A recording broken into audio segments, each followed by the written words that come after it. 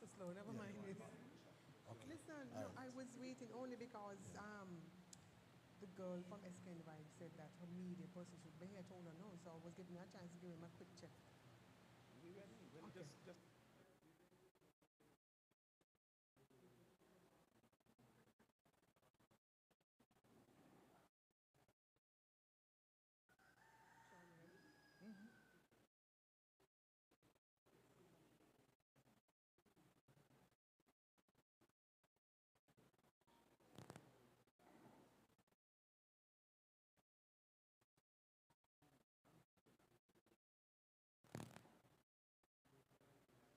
We have a YouTube link.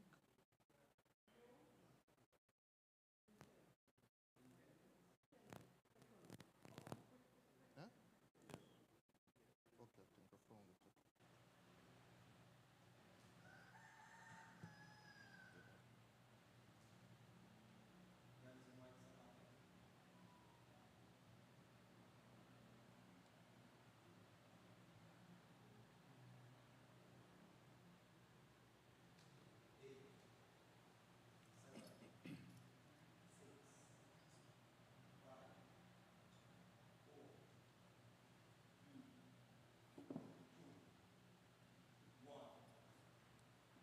Good morning, everyone, and welcome to the quarterly press conference of the People's Action Movement.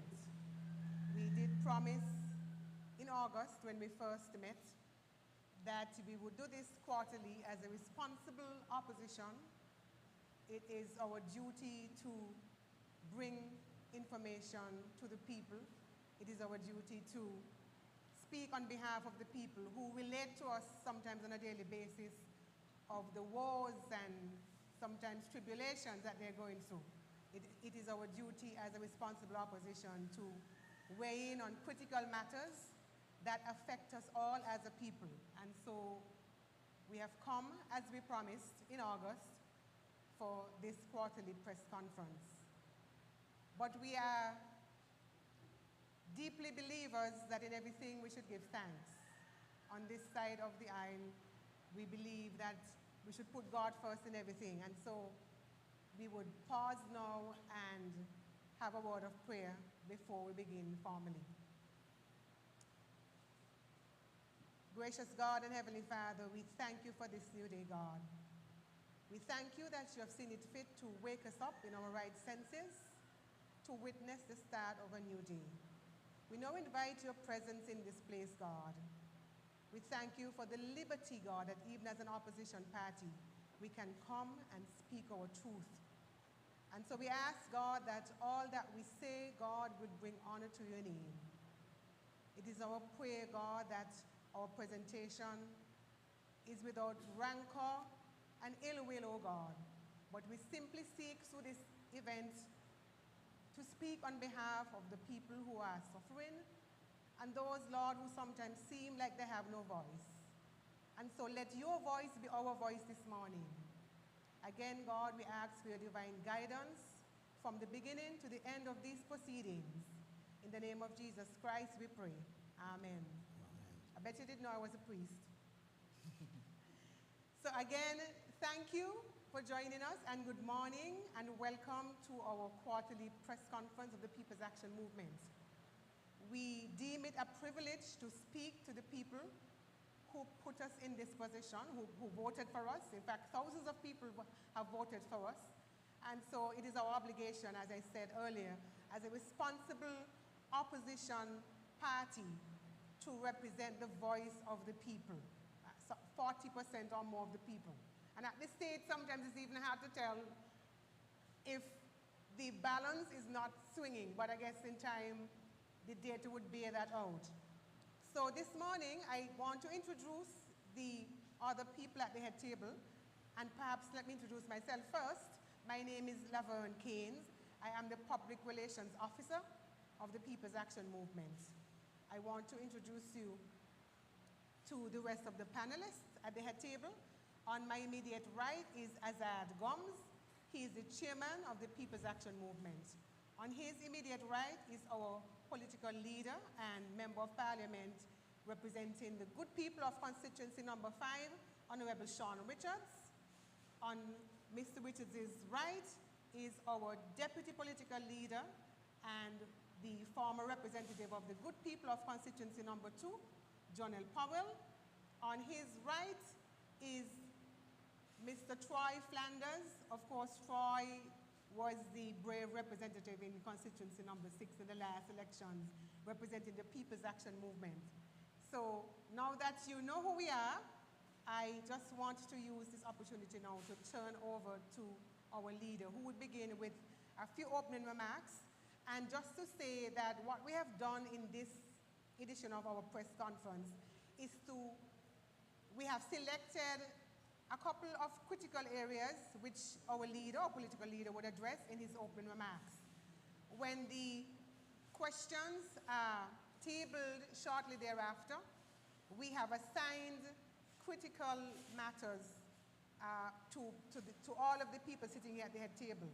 And so if you find when you ask a question, one person perhaps chooses to address that matter, it is simply because that person has been assigned to research the matter and to bring the facts to the table on that particular matter. So all of the 4 panelists at the table here this morning were duly assigned to research and to adequately respond to questions in these particular areas. So now that I've set the course, now that I've given you a feeling of how the press conference would flow this morning, I want to turn over now to our political leader, Honorable Sean Richards, who would present some opening remarks. Over to you, Mr. Richards. Thank you, Laverne. Fellow executives of the People's Action Movement, members of the media, supporters present, members of the listening and viewing audience at home and in the diaspora, ladies and gentlemen, I wish you a pleasant morning and thank you for taking the time to join us today. Before I get into the main part of my presentation, I take this opportunity to extend condolences on my own behalf and also on behalf of the People's Action Movement to the families of the late Clive Smith and also Gwendolyn Williams, better known as Nessa, both who hailed from the Sandpoint community. We also extend our condolences to the young man who became the 25th murder victim here in the Federation of St. Kitts and Nevis last night. For our commitment in August, we are presenting our second media conference today. As a responsible alternative government, we are here to hold the government accountable. When we met in August, we took the time to analyze the government's underwhelming or lackluster performance during their first year in office. We identified the major issues that were particularly problematic and showed where they fell short. Today's session will focus on a select few crucial issues that have captured the nation's attention. These issues demand a candid and straightforward response from the government, and we aim to discuss them in detail. It's time to address the issue of the Citizenship by Investment Program, CBI, that has been in the spotlight in St. Kitts and Nevis and internationally for several weeks. The government introduced some changes to the program to stabilize it after what they called the race to the bottom. It's worth noting that the People's Action Movement government initiated the program in the 1980s. However, we are now hearing reports that some recent applicants who were granted citizenship have had their approvals revoked and their funds have not been returned. These investors are threatening to sue, which could damage the country's reputation and the program's credibility. Despite the media's questions about the program, the Prime Minister has evaded accountability by redirecting them to the CIO. The Prime Minister is struggling with accountability and credibility. There are still several persisting issues in the main hospital's health department. These issues are getting worse instead of improving. We want to use this forum to urge the Minister of Health, who is also the Prime Minister, to remind the responsible parties to safeguard confidential patient information against any breach of confidentiality. Dr. Ju should understand the importance of keeping medical records secure as a medical doctor. In a breach, stern action must be taken against the culprit or culprits. We recently heard Dr. Ju's casual comments on the issue, but he failed to reprimand the source of the breach, which was crucial in the public's eyes. This makes us wonder if the devil can correct sin. In August, we expressed our disappointment with the lack of consultation between this government and the public on various issues. As a result of the public pressure we applied, the government scrambled to conduct budget consultations, which fell far short of a genuine consultation. However, they would argue that they tried, given their pacifying tactics. Unfortunately, neither farmers, fishers, manufacturers, nor entrepreneurs had any input, as this government seems incapable of conducting a meaningful consultation with its people. During his previous media conference, the Prime Minister mentioned that a model home for NHC should be ready by December. However, the people of St. Kitts are confused about what type of model house can be built in just 6 weeks, considering that the deadline is the end of December 2023. This project has faced numerous delays and missed deadlines, leading many to refer to it as the Trinidad housing fiasco. The government has held launch ceremonies for model homes only to have the project inactive for several months, with ministers providing vague updates. It seems like all talk and absolutely no action, with the government focusing more on traveling than serving their people. This lack of attention and action has caused a severe disconnect between the government and the people they should serve. Meanwhile, it has been reported that the NHC board has increased the allowances by a whopping 200%, despite nothing showing progress with the housing project over the last 15 months. The farmers in agriculture have genuine concerns and are profoundly disappointed, frustrated, and feeling alienated. This is the time for planting, yet they bitterly complain about the unavailability of plows to harrow their land. The minister seems to be unconcerned about consulting with farmers. For instance, a handing over ceremony for greenhouses occurred without the farmers being informed. Worse still, there appears to be a disconnect between the ministries and the ministers. Recently, water tanks were distributed as part of a multi-million-dollar project, yet the relevant ministry and minister did not know of it. Tank recipients have been contacting the water department to connect the tanks, but have been told they have received no such instructions. This, coupled with the piecemeal sharing of information about the Cayon wells, leads to the conclusion that the government does not have the information and is merely dragging people along. Is that what you voted for? Regarding education, it is necessary to address the Basseterre High School issue. The current government is repeating the same mistakes of the past by politicizing and weaponizing a matter verified by local, regional, and international agencies as primarily a health concern. Our party strongly recommends that the minister review the documents and speak candidly with those in his ministry who handled the Basseterre High School crisis.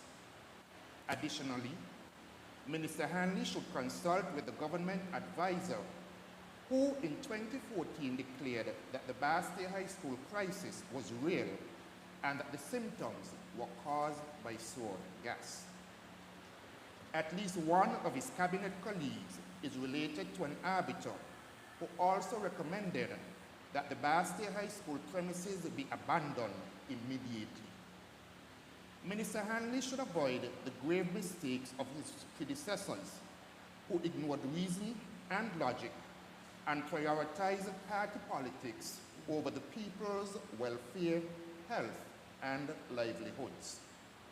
The Minister of Education is encouraged to be more empathetic, compassionate, and sensitive to the people's legitimate concerns and prioritize the safety of the youth and staff of the Basseterre High School by not placing them in harm's way at the old Basseterre High School site.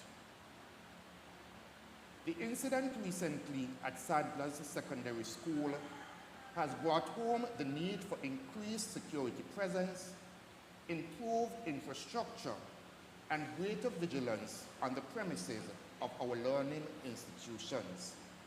We understand that when these petitions are made to the education officials, they fall on deaf ears and are repeatedly told that the allocated budget does not allow for that. We cannot afford to have another unfortunate incident like the one which occurred at the Irish Town Primary School happen again in any of our educational institutions. We are aware of numerous complaints from both the Ministry of Education and the education sector regarding the treatment of officers, principals, and teachers. Many feel bullied, ignored, targeted, and disrespected by certain officials in the ministry. There appears to be a pervasive environment of intimidation and fear within the ministry, which we implore the minister to address. The government promised a new day and a better way, but we are still waiting for them to deliver on their commitments. It's hard to believe in their promises when they are constantly jet-setting across the globe and leaving the people's business unattended. We need leaders who lead from the front and give us hope for a better future. You must fulfill at least 5 of the 100 promises you made during your time in office. Our citizens are struggling while a minister's wife is advertising a one-night event in Cabanas for $5,500, which is more than some civil servants can earn a month. We shouldn't even discuss those who earn minimum wage and would have to work for nearly 4 months to earn that amount. We have some friendly advice for the government. If you don't have the necessary leadership skills, it would be better to step aside and let someone else take over. This will save the country a lot of money and give hope to those waiting for a change. Thank you. Thank you, Mr. Political Leader, Honorable Sean Richards. Seemingly, we are experiencing some difficulties with audio on our live streams. I trust that they are being sorted out now. So we are hoping that those people who are following us could perhaps just indicate if they're hearing us any better now so that we'll be guided by that. Thank you for tuning in thus far. So the political leader has brought the general remarks. Obviously, the issues that we wanted to highlight today were also embedded in those remarks. And so we are going to open the floor to our media, those present and those who have promised to send us questions virtually, and allow for their input at this juncture. I see ZIZ is here. And so I think the microphone on the far end here is meant for you to utilize.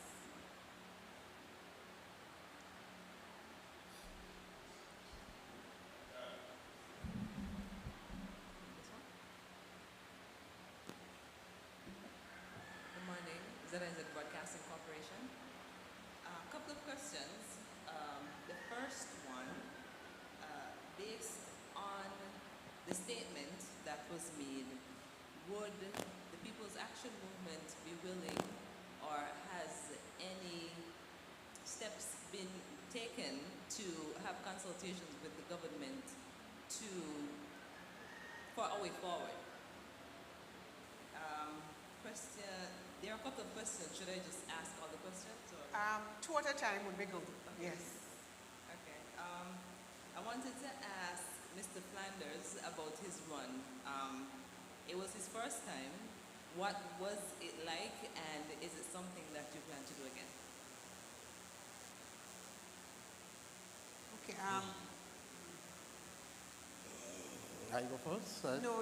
Let me just let our leader weigh in on the question about maybe an opportunity for consultation with the government.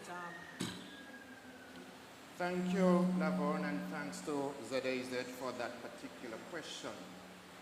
During my opening remarks, I did indicate that we consider ourselves as an opposition to be a responsible opposition, one that is willing to address the issues. Addressing the issues doesn't necessarily mean coming here for press conferences only. Addressing the issues would involve speaking to all of the necessary stakeholders. We are of the view that as an opposition, our voice must be heard also within the halls of government. During the run-up to the election campaign of 2022, we placed a number of different proposals on the table for the electorate. Those are proposals which we do believe can improve the general living conditions of persons in the Federation of St. Kitts and Nevis. There is no one political party which has all of the necessary expertise to make St. Kitts and Nevis the best possible country within the world. It requires the collective consultation and expertise of all of the people of St. Kitts and Nevis, and as such, we are willing to have consultations with the government. As a matter of fact, PAM, as part of the last administration, would have initiated a number of different programs and policies which persons are no longer finding to be beneficial, and some of them have been abandoned by the current administration. Perhaps it is that the current administration doesn't have the necessary skill set, the knowledge, the information that we would have had in terms of why we felt that those particular programs and policies were useful. We are willing to sit with the government to discuss them. The people of the Federation of St. Kitts and Nevis are complaining as to how hard things are. The records would show that when PAM was in government, whether during the period between 1980 and 1995, or 2015 and 2022, the Federation of St. Kitts and Nevis experienced some of the best years it has ever had. We still have the expertise available to share with the government. Mr. Flanders, you want to address the question about your experience and perhaps tie that in with your role now as a farmer, not having been successful? Good morning. After hearing the political leader, Honorable Sean Richards, state publicly that agriculture will be one of the pillars of economic growth, that made my decision so easy to make, to offer myself for service to the people of constituency number 6. I'm a farmer from Sanders, and anything agriculture, it gets my excitement, you know. So after hearing that publicly, I put up my hand in the air. And it was a good experience, and it's something that's still going on. I'm still running because the plight of the farmer is still out there, and I'm still here battling and sounding my voice when necessary, when the farmers are being challenged. As a matter of fact, right now is one of the worst the sector have ever been in the history. We have a minister who claims to be a farmer. Between the Ministry of Agriculture and the department and the farmers, there's some detach. I hear the farmers every day and they call in programs, and they keep complaining and they keep saying that this minister and the permanent secretary, they don't know what they are doing, or they are not listening to the voice of the farmers. So me being out there arguing, making a case for the farmers, I will continue doing that, right? And I will say that history will show that the People's Action Movement has always been friendly to the farming community. Policies of the People's Action Movement actually lift farmers from within, let's say, almost poverty, lift them up, carry them up the social ladder. You know, so I have no regret doing what I did, I'm doing right now. Thank you very much, Troy. I want to insert now a question that was submitted to us, and it has to do with the CBI, Mr. Powell, because I think you have been assigned to treat those questions, and whether or not the citizens of St. Kitts and Nevis are convinced of the veracity of information that is being shared by our Prime Minister with respect to that program. Thank you, Laverne, and thank you to the person who posed that question. The People's Action Movement has an issue with the level of information that is coming out of both the CIU and from the government, in particular the Prime Minister, as the minister responsible for the Citizenship by Investment program. In recent times, we have heard criticism, particularly leading up to the last general election in 2022, criticisms by the then opposition Labour Party about the transparency and accountability within the CIU. A year and a little bit later, we are now seeing the same Labour Party now in government doing the same thing, if not worse. We are concerned about the fact that a number of persons who were granted citizenship recently have had to go public in airing their grievances in terms of their citizenship being revoked, their approvals being revoked, and the fact that they can't even get back their monies having been approved under this administration. Again, we listen to the media questioning the Prime Minister, and his response is to redirect to the CIU, and we think that that is unacceptable. As a Prime Minister and Minister responsible for the CBI, these are matters that he ought to be able to discuss and provide adequate answers to the public once asked. But again, this is consistent with his behavior when it comes to the CIU. Just recently in a press conference when asked about the number of citizenships that have been granted through our Citizenship by Investment program, he was unable to respond. However, he was able to say that the majority were approved under the immediate former Prime Minister. Now I find that to be a bit disheartening. It suggests that you know enough to know that the former Prime Minister approved the majority, but you don't know how many. That is a bit disingenuous. The People's Action Movement has always been about transparency. This is one of the reasons why the Honourable Sean Richards, myself, and our 4 colleagues left the Team Unity administration for matters just like this. The fact that the former Prime Minister was not being transparent with what was happening in the CBI. And so what was wrong then can't be right now. And again, we are saying that this Prime Minister needs to be forthright in terms of what is happening at the CIU. You need to know why these persons had their citizenships revoked and why they've not been refunded. We want to know how many citizenships have been approved and granted under the program. We don't need to know names, but we want to know how much. And we want to know how much revenue has been generated so that we can, as citizens, determine in our minds how our funds are being spent.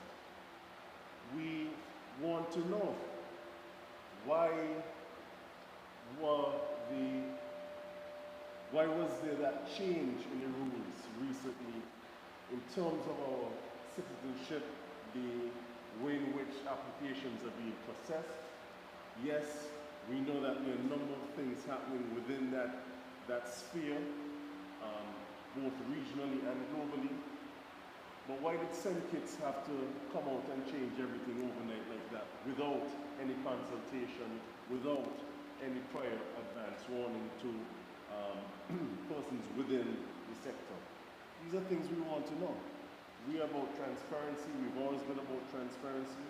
We hold the CBI dear to our hearts. As the leader said, this is an initiative that started under People's Action Movement government in 1984, and it is a program that has helped this country, St. Kitts and Nevis, weather many storms since then.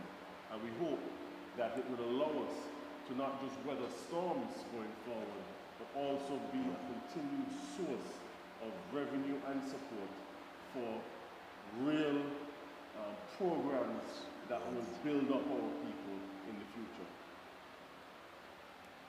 Thank you, Mr. Powell, for that concise response to a matter that has really been grabbing our attention for the last several weeks, and clearly, given the contribution of CBI to our GDP, we really have to pay keen attention to what is happening in that space.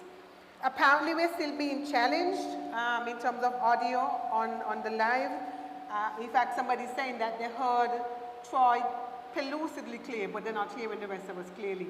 I don't know if maybe we would want to use Troy's microphone then, and then maybe just share it across, because we really don't want to share all this information and the people who are listening don't have clear access or clear, can't hear it clearly. So maybe that is something we can do. So Troy, if you could just maybe pass your mic, and then maybe I'll ask us to also, kind of raise our volumes a little bit, project our voices a little bit so that we can see if there's any difference in the audio online. So, Ms. Berridge, if you want to come back with some more questions, and then we'll intersperse them with questions from the audience.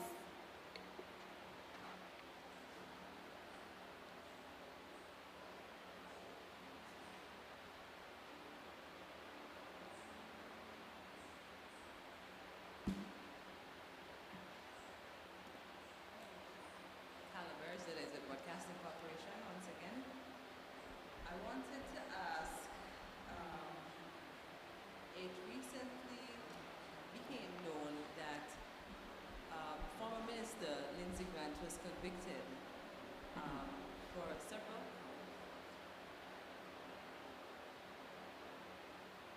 So I wanted to find out what's the party's feedback on that conviction.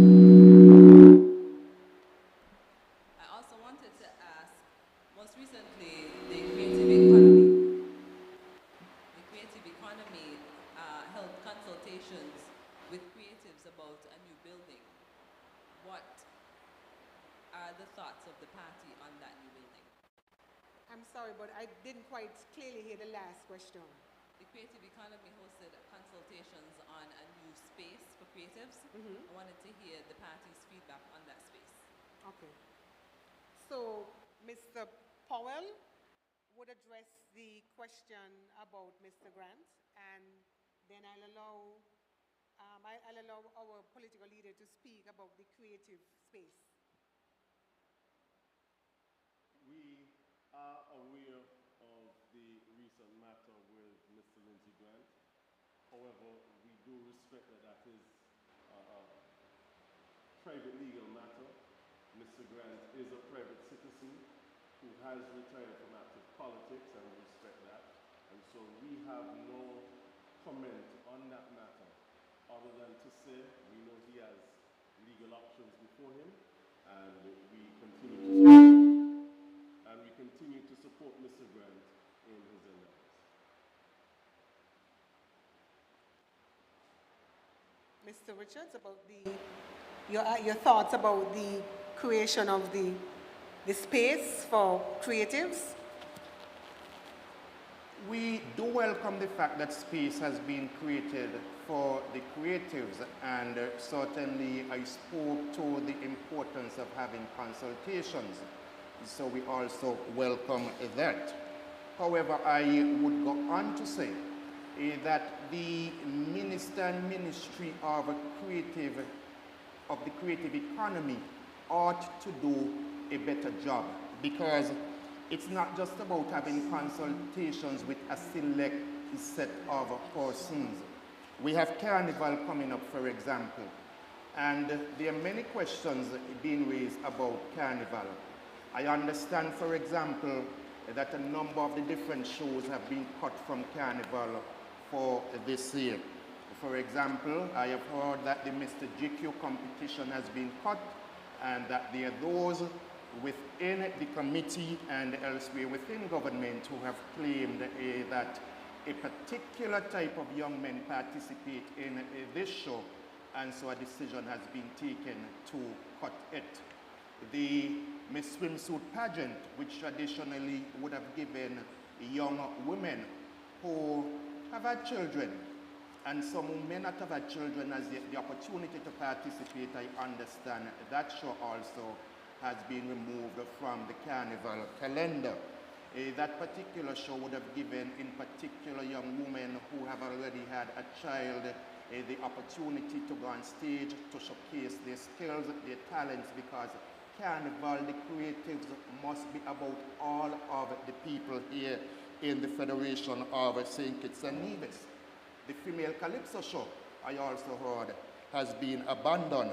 And when you look at the female calypso show, the first senior female calypso monarch that we have had came out of that female calypso show, so that it shows, one, how young women have been able to use that particular platform to develop their skills and to advance on the national calypso stage. The Best of the Rest calypso show, which again allowed those who may not be the best within the calypso arena to showcase their skills. It gave them a different platform to compete against each other. That show has also been cut, and so those persons are basically now being marginalized. I understand that for the calypso show, the senior calypso show, you now have the calypsonians being asked to perform in 2 rounds, and you have different eliminations, etc. And those persons are only being given $1,000 to prepare, while for the soca monarch, which doesn't have as many eliminations that you have, those participants being given more money in order to perform and to ready themselves for that particular show. Government on a whole, it should be about ensuring that the underprivileged, the marginalized, those who are looking to develop their skills are able to do so.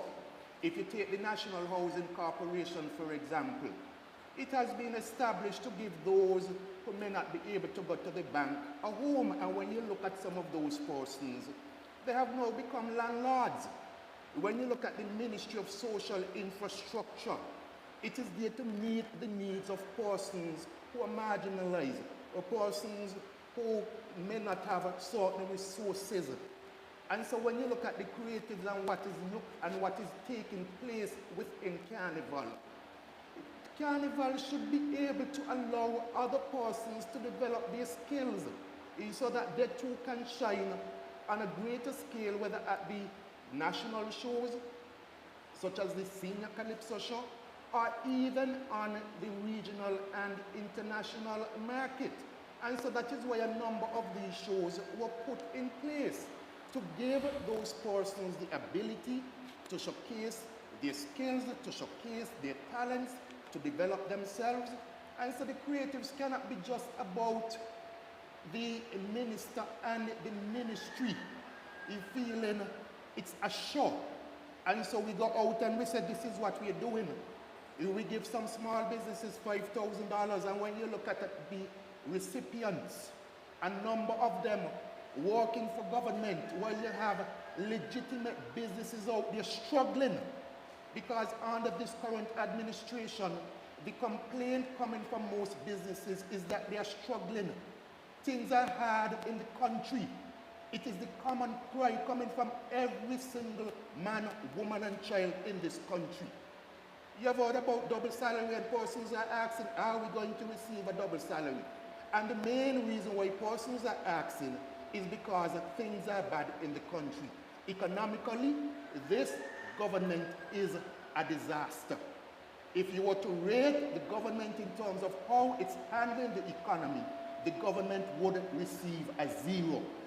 CBI revenues down. You speak to businesses, no one is spending because people do not have money. If you look at major capital projects taking place within the Federation of St. Kitts and Nevis, you can't count any because there isn't a single major capital project which is being undertaken at this particular point in time. The tourist season has started, and we understand that we have perhaps 78 or more less cruise ship cars than we have had last season. What does that mean? The taxi drivers, the small vendors, the vendors on Port Zante, all the businesses which depend on tourism and their families will have far less revenues in their pockets this tourist season. Again, I indicate that the ministers of government need to stop the globe trotting and focus on handling the business of the people of the Federation of St. Kitts and Nevis. They promised to do better, and they have not done better. VAT, they promised would be decreased. We are still to see the decrease in VAT. The price of fuel, we understand from them, was also supposed to be decreased. We haven't seen that. And as we go to this press conference, I will speak to some of the many other promises that they made, which are yet to be fulfilled. Promises that they said would ensure that the people of St. Kitts and Nevis have a better standard of living. The PAP, for example, was supposed to go to between $700 to $1,000 per month. Instead, what has happened with the PAP? The PAP has been drastically reduced in terms of the number of persons who have been able to receive it. It is therefore no wonder that persons are saying we don't have any money, because instead of giving persons the relief that you said you were going to give to them, you have done the complete opposite.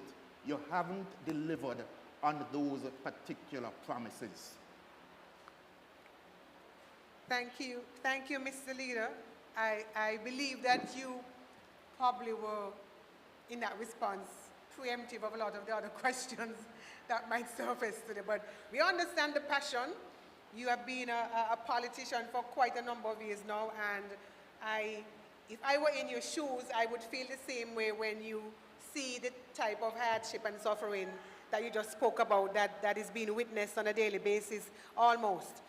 You touched a little bit on the NHC just now, and if I'll be permitted to insert another question here that was shared virtually concerning the NHC and the fact that the goalpost is being shifted almost on a weekly basis in relation to the delivery of these houses. Now, we know that houses and housing is a need that anybody who's alive wants to fill. I mean, if you don't have a roof over your head, you're really living out in the cold, literally and figuratively. And so I want to ask this question that was posed to our chairman, who has taken the lead on housing issues at this press conference today, about what it is that really you would want to recommend that the government does right now to get this program started and give people some assurance that in fact this housing project is going to happen. Because I think right now people are totally confused as to whether or not this is a real or bogus project. Good morning to everyone. Let me say, before I go into the question asked, I think it's good to lay the foundation and to answer the question by laying certain thoughts in our mind based on the performance of this administration. The People's Action Movement is of the view that the Labour administration is ill-equipped for governance. In fact, the question is whether or not this Labour administration has a national policy for the people of St. Kitts and Nevis. When we look at the cabinet and the people advising the cabinet, we are asking the question whether these individuals have the necessary vision to take us forward. It appears that the administration seemed to think that they could just wing it and make up the rules as they go. And that is where we have seen the NHC implement certain statements. They have said certain things and then continue to change the goalposts. Before I go into the NHC though, I want to touch on some of the unfulfilled promises that this Labour administration said they were going to do, the promises. So during the 2022 general elections, this administration promised that many things would be done in its first 6 months in office. As our political leader indicated, they promised to improve the PAP program and provide EC $700 to $1,500 per household that make a combined income of $3,000. To date, that promise has not been fulfilled. They promised that gasoline would be as low as $12. To date, that promise has not been fulfilled. They promised an increase in the minimum wage to $500. To date, that promise has not been fulfilled. They promised a reduced VAT from 17% to 13%. To date, that has not been done. And for business owners, those who pay unincorporated business tax, they promise that the threshold for exemption would increase from $6,000 to $12,000. To date, that has not been done. In fact, the more I go through the Labour manifesto, the more my mind reflects on Beres Hammond's song, Sweet Lies. The kind you doubt, but you still want to believe. Because if these promises were fulfilled, then the people would be better. So they tell you all sorts of things that they want you to believe. And yet, it is nothing but sweet lies. I move to the NHC.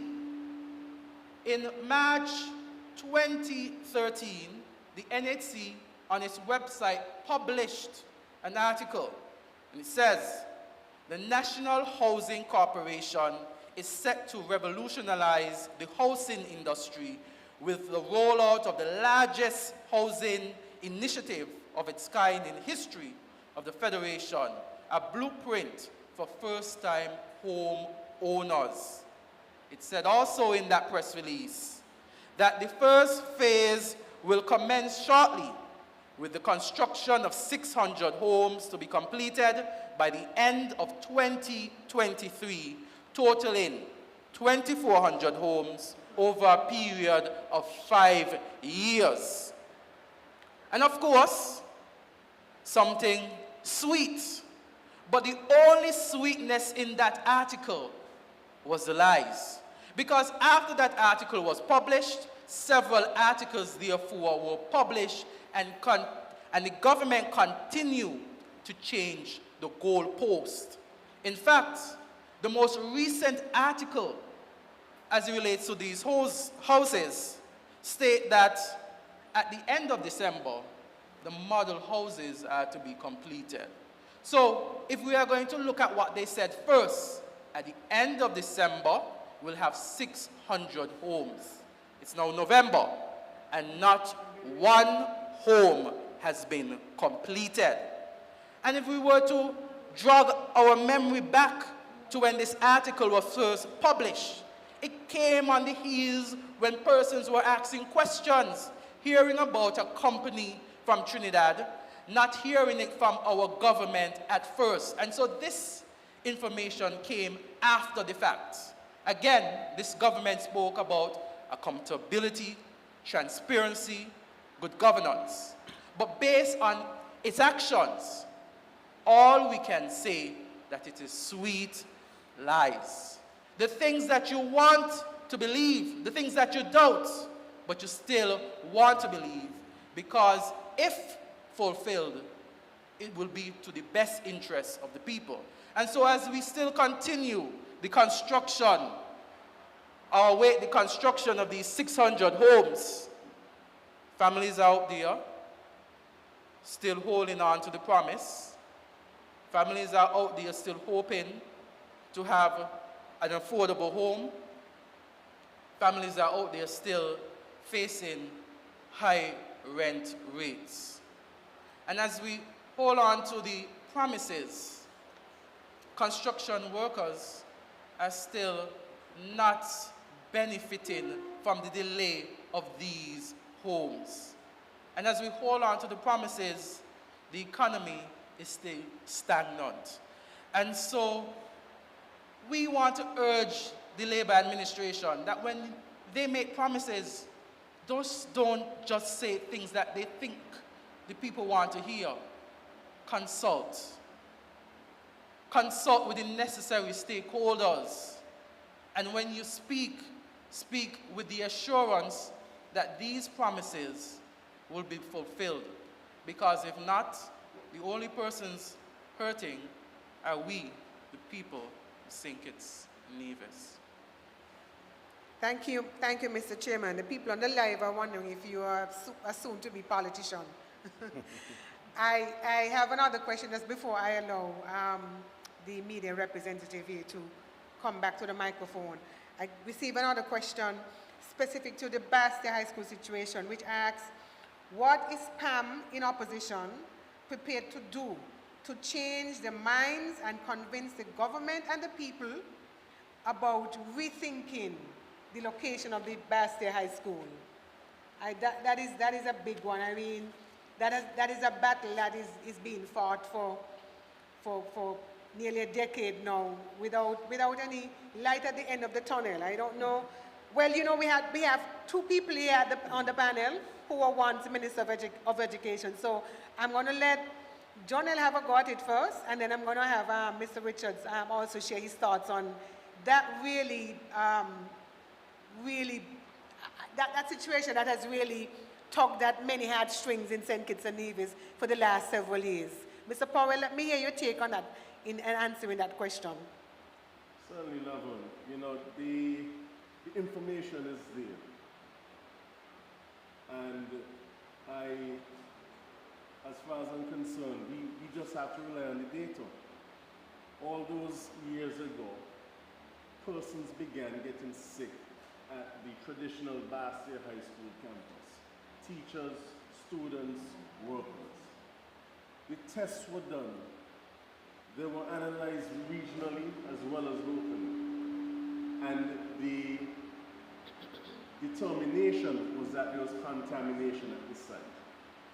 As a result of that, you had persons such as the former chief medical officer who admitted that there was an issue there, who admitted the contamination and that this was the source of the illness that these persons were getting.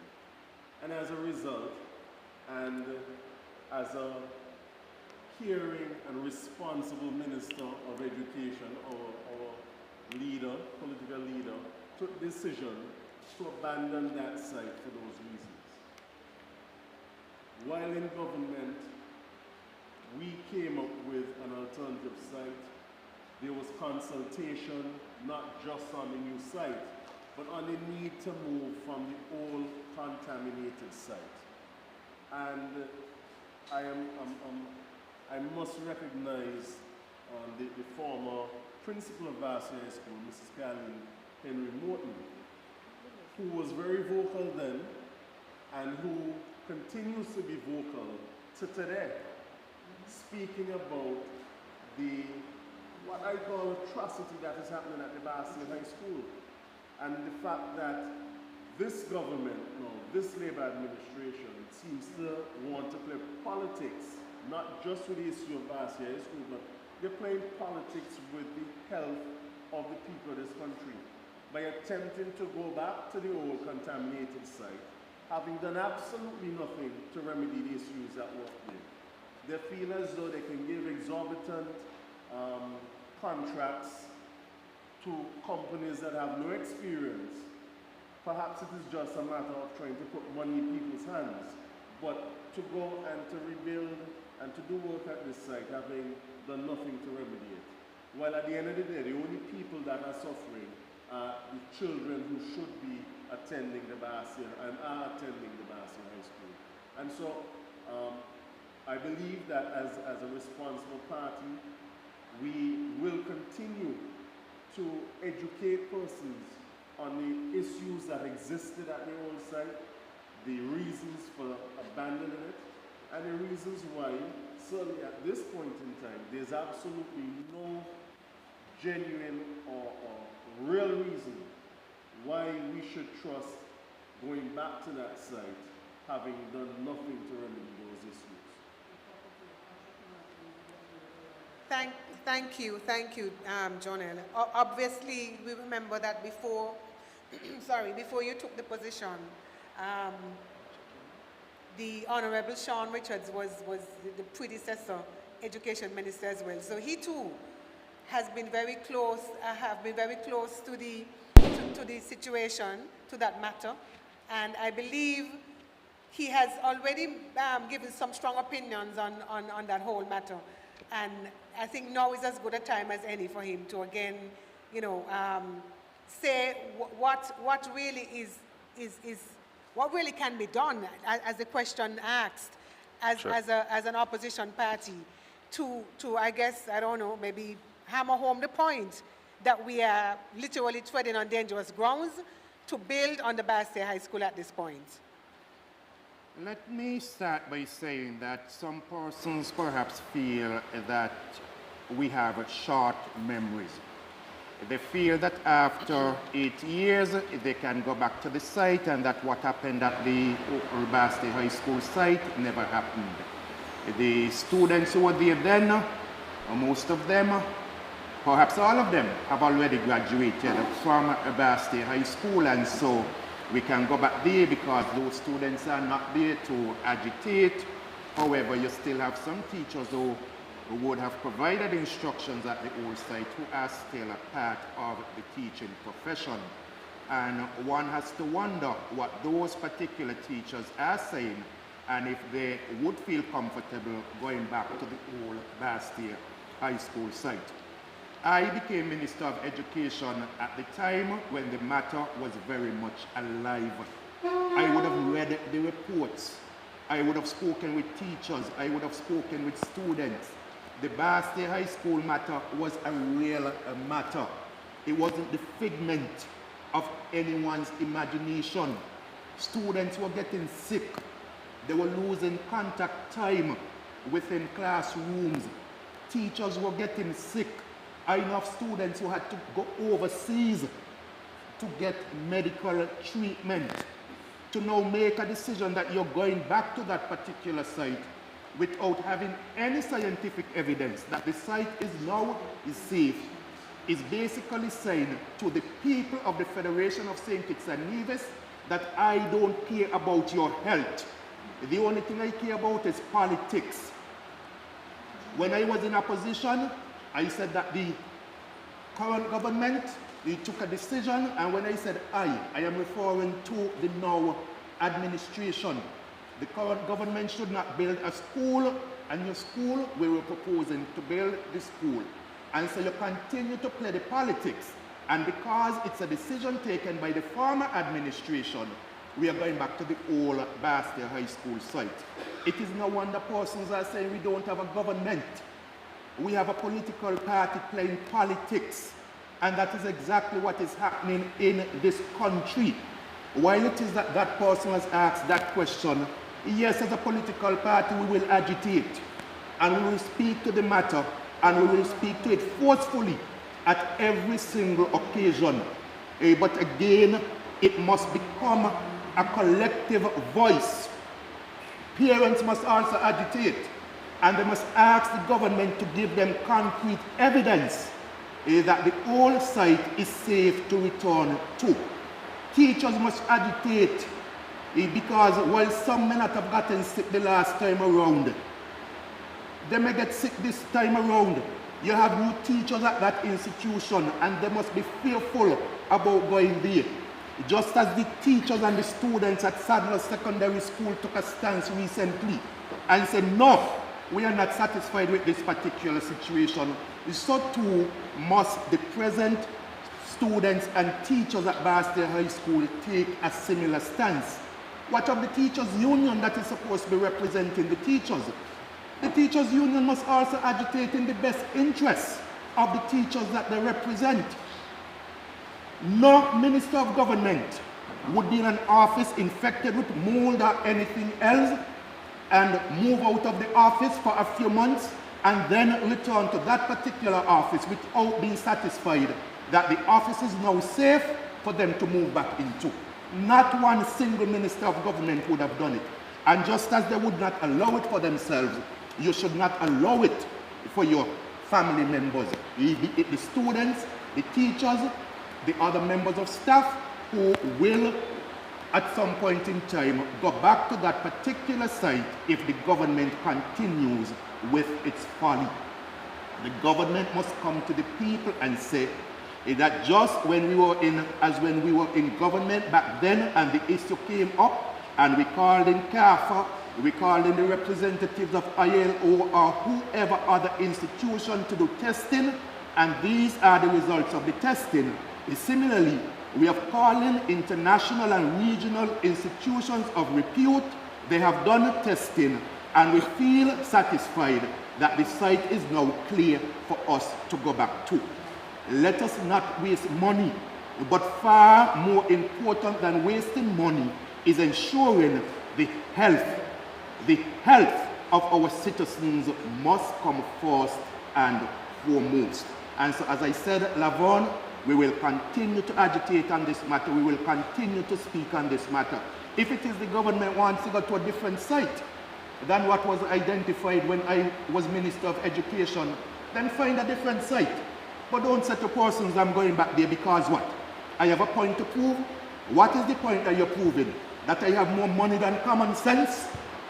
That I am a government that can just simply do anything that it wants to do without taking into consideration the welfare of the people of the Federation of St. Kitts and Nevis? Because that is exactly what the government is doing, showing that it has a might, it has power, and it has more money than common sense, and unfortunately, that pervades the whole government.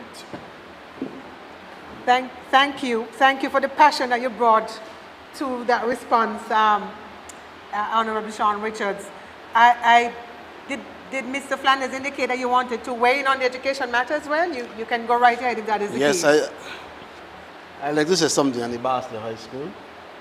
Yeah, I would like to agree with my colleagues, but also $8 million had already been spent at the old site, and it wasn't correct. So what made them feel now that they will get it right now?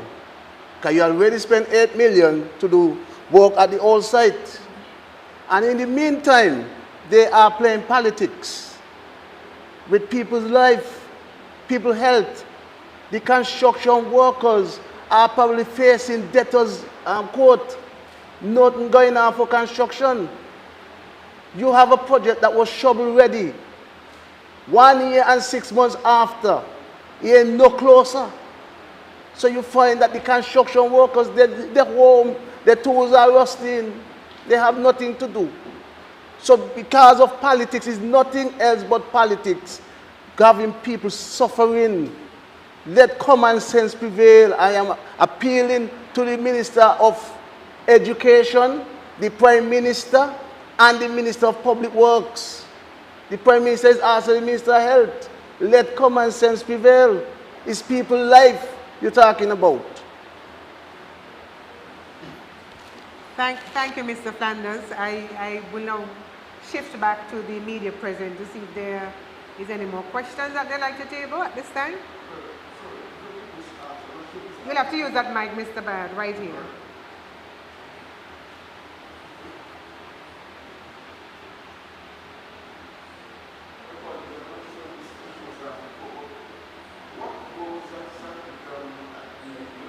You have to use the mic because we want the audio to carry to the live as well.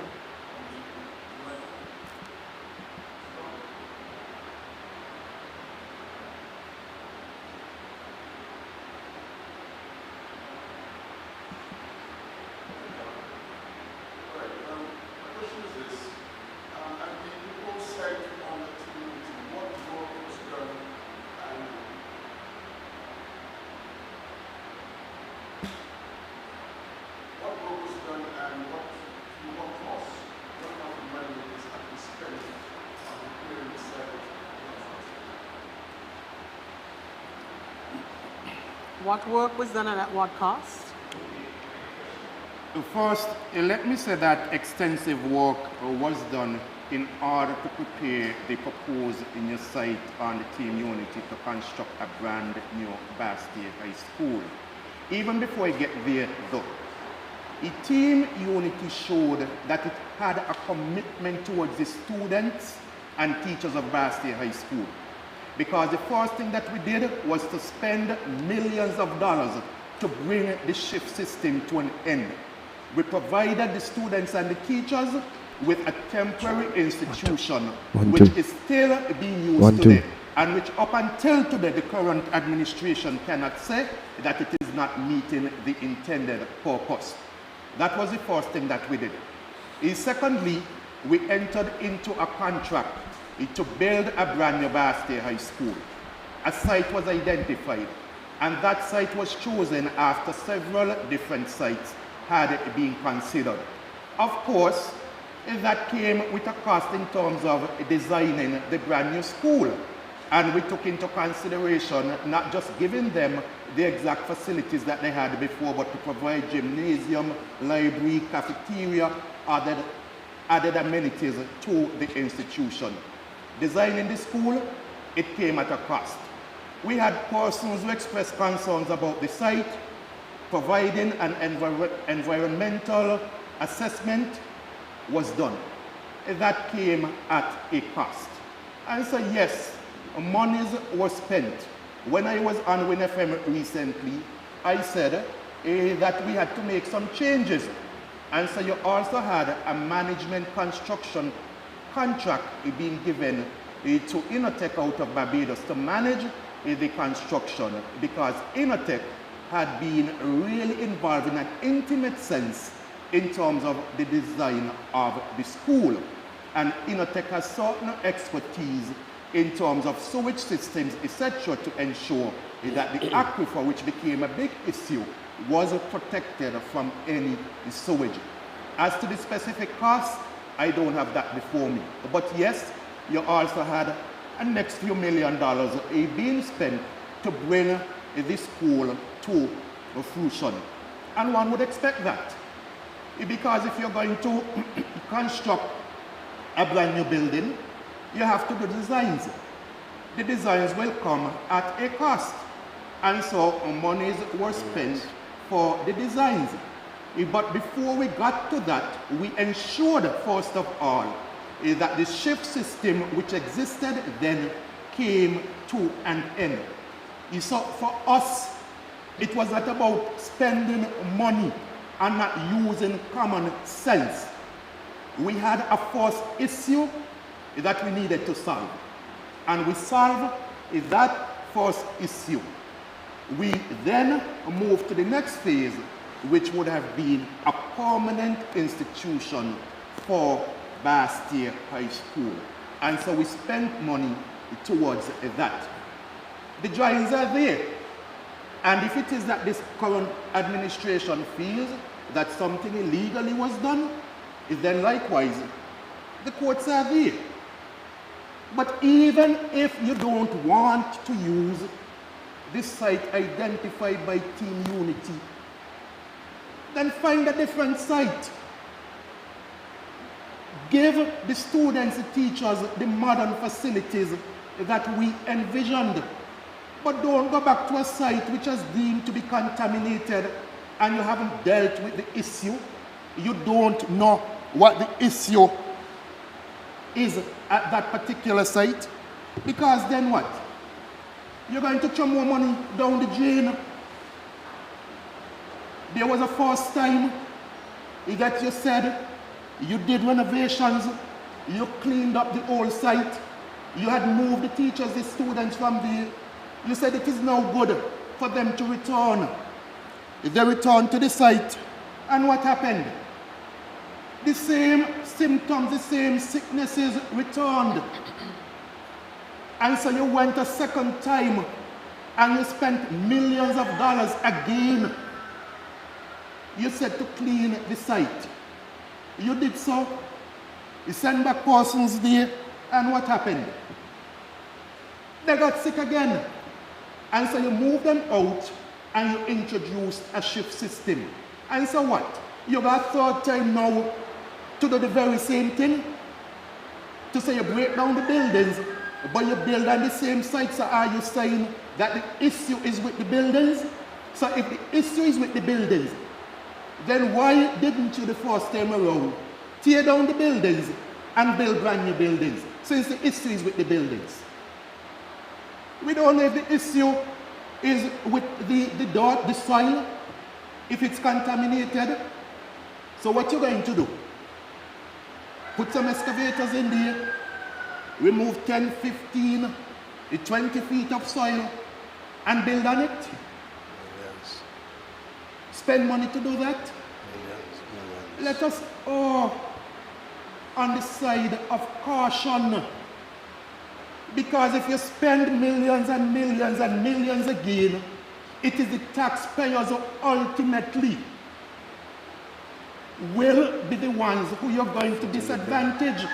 But apart from disadvantage the taxpayers, do we want a situation where students are getting sick, teachers are getting sick?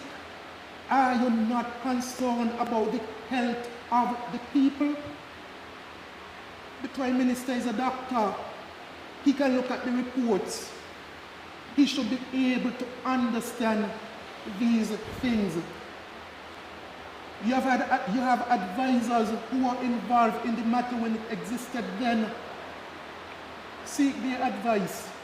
As a matter of fact, you like to speak about consultation? Then consult with the people and hear how the people feel about this particular matter. Go and speak to the students. Go and speak to the teachers. And when you go and speak to them, you take persons like Kimberly Knight. who got sick. Speak to persons like, I think it's Kamau Grant, who got sick. Take some of the teachers who got sick and let them also speak to the students and the teachers about their experiences so that they can make a fully informed decision as to whether or not they think it is best to go back to that particular set. Thank you. Thank you, political leader Sean, for that exposition. One more time, a passionate exposition about the Basseterre High School situation. Really a very vexing topic for many people who witnessed some of the illnesses and all of the other fallouts that happened some years ago. We had another question that I want to interject here, and it has to do with the 25 by 25, I think it is a CARICOM agenda, wanting to reduce the imports, the agriculture imports, by 25% by the year 2025. And so, Troy, I want to ask you, as somebody who is a farmer, is that really possible? I think somebody once said that, you know, it's almost like the government has made it their own agenda, as if it is their government, the government's own thinking about the 25 by 25. But that apart, how far are we, or how near are we to achieving that grandiose expectation? Mr. Flanders, do you want to weigh in on that question that we got virtually? Yeah, thanks for the question. The 25 by 25 agenda, I think today is the 16th of November, 2023. And long and short, we haven't started as yet. So that program is yet to get off the ground. But yet, the administration yet to show a national agricultural plan, because we don't pass the 25 by 25 agenda. We have to look beyond that now, because we cannot make the goals by 2025. But when you take a serious look at what's going on in the ministry, you'll see why we are where we are. Because there's a serious problem going on between the staff, the PS, and the minister. They have no confidence in the PS. You don't have to take my word for it. Listen to the talk shows every day. They have no confidence with the PS. The minister, most people already dismiss the minister. So to save the agricultural sector, I will go out on a limb and call in the Prime Minister to intervene in the ministry. If you dare disagree with the PS at any time, he will sideline you. The media are here, so you don't have to take my word for it. Go across Port Zante and look for V. Harris. Ask V. Harris what he do there today. You ask Kyle Flanders, Kyle, what you did today? You know, you have hard-working people. Because of some disagreement, you choose to victimize them. Put them in a room to do nothing. Get taxpayers' money to do absolutely nothing at their time. When the sector needs their expertise. You're talking about Mr. Flanders, who have a degree, a master's degree in agriculture. You go in his office, he sits where there's not even one paper on his desk. This is the state of what we are dealing with in the agricultural sector. You know, we as farmers decided we're getting together, and we form a consortium of farmers and food producers. And could you believe that over the years, everybody cried, every administration said, farmers get together, come together, unite. We choose to unite. But the fight down that the consortium is getting from the administration. But I could tell the consortium today that in the People's Action Movement, you have a friend. You have a friend in PAM. We will support the consortium. We endorse the consortium, because unity is how we get things done. Unite. Let's move together. And I'm saying that until the media, go out there and dig, do your research, inform the general public, because you look on the TV and you hear on the radio, you hear the ministry and the ministers them saying all kind of things about agriculture. But it's far from the truth. If you look on the faces of the farmers, you can see frustration. The Christmas season is here, and most farmers wouldn't have anything to sell at the most busiest time, the Christmas time, because of the situation of land preparation. That seems to be a problem going on for eternity. And as I have the floor, I'm very passionate about this thing, you know, because history will show that the Labour Party has never taken agriculture seriously. They closed the sugar industry in 2005. We had more than 100 tractors here. We're not supposed to have no issue with tractors, but instead they sell the tractors overseas. And I was told that Cabinet sit and make decision that it is cheaper to import food than to grow your own food. That is the stand of the Labour Party. As you go back to the 25 by 25 agenda, you hear them speak about chicken. We're spending $20 million a year to import chicken. So they say they have to go and create a broiler industry, which we already had. A broiler industry in St. Kitts. We, back in the day, went as far as shipping chicken to as far as Guyana. Packaging and label, Kittitian pride. The hurricane come, destroy the farm, under a Labour administration, and they didn't have the vision or the foresight to help the farmer. So that had to collapse. So now today, I'm talking about Hurricane George 25 years ago. Today, we haven't have a broiler industry. The Labour administration allowed it to collapse. And today you're telling us now you have to restart a broiler industry. Lack of vision, lack of foresight. You're talking about shrimp. We had a shrimp farm.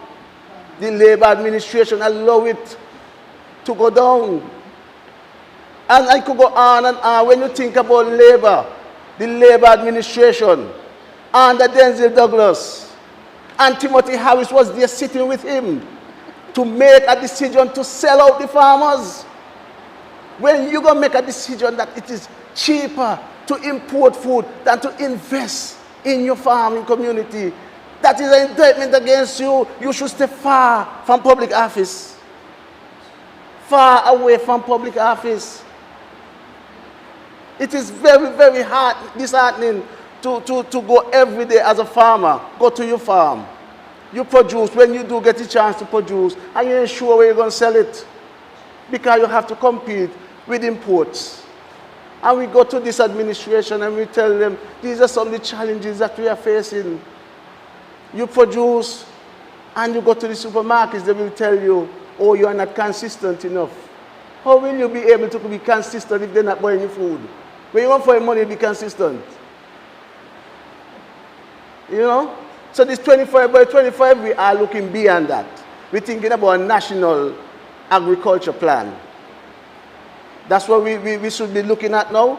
And the consortium of farmers had already preempt the government, just jump in front of the government, and we get the group together.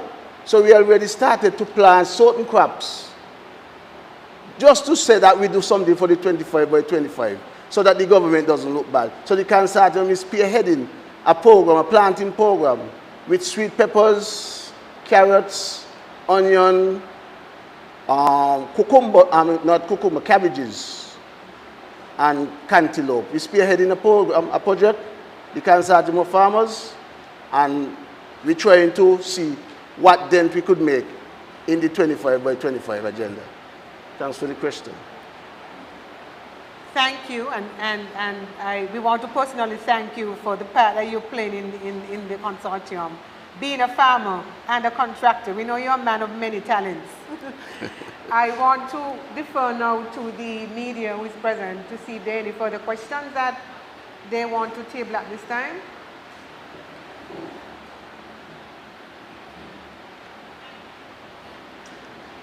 A final question. Is the party in agreement with the solutions being put in place for water in St. Peter's and Keon in terms of getting water from Marriott and also the drilling in Keon?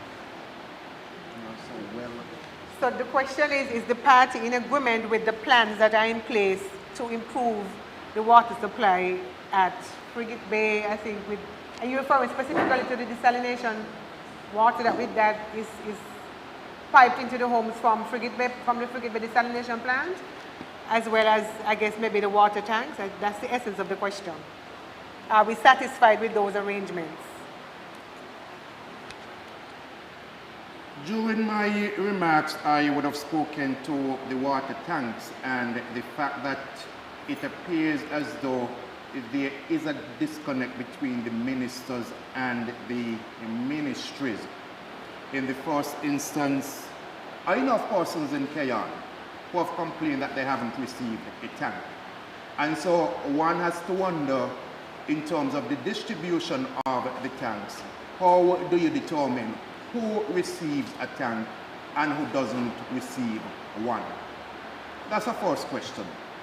There are also questions surrounding how the procurement of those tanks actually took place. Was it tendered, etc.? And what is the cost to the people of St. Kitts and Nevis for these tanks? Persons have gone to the water department and asked about getting the tanks connected, and the water department knows absolutely nothing as to what is happening with these tanks. So it says to you that there is not a system in place with regards to the distribution of the tanks and the connection of the tanks. Perhaps it's a good initiative because you have an issue with water in the Keon community in particular. But let us be transparent about it, and let us put a proper system in place for the distribution of the tanks.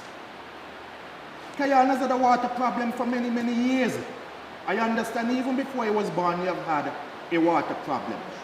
As a matter of fact, interestingly, many persons have taken credit for the contract which has actually led to the drilling of the well in Keon. I perhaps more than anybody else can speak to that particular contract, because that contract was signed in December of 2020 when I was the minister with responsibility for water. The contract was in two phases. One was to attempt to bring a resolution to the issue relative to Shadwell 2, because when that well was dug by the same company, BEAD, and they tested the water, it was recognized that it doesn't meet the standards for potable water. Even when I became the minister, we did further testing. And so we signed a contract with BEAD because the former minister with responsibility for water and BEAD had a falling out.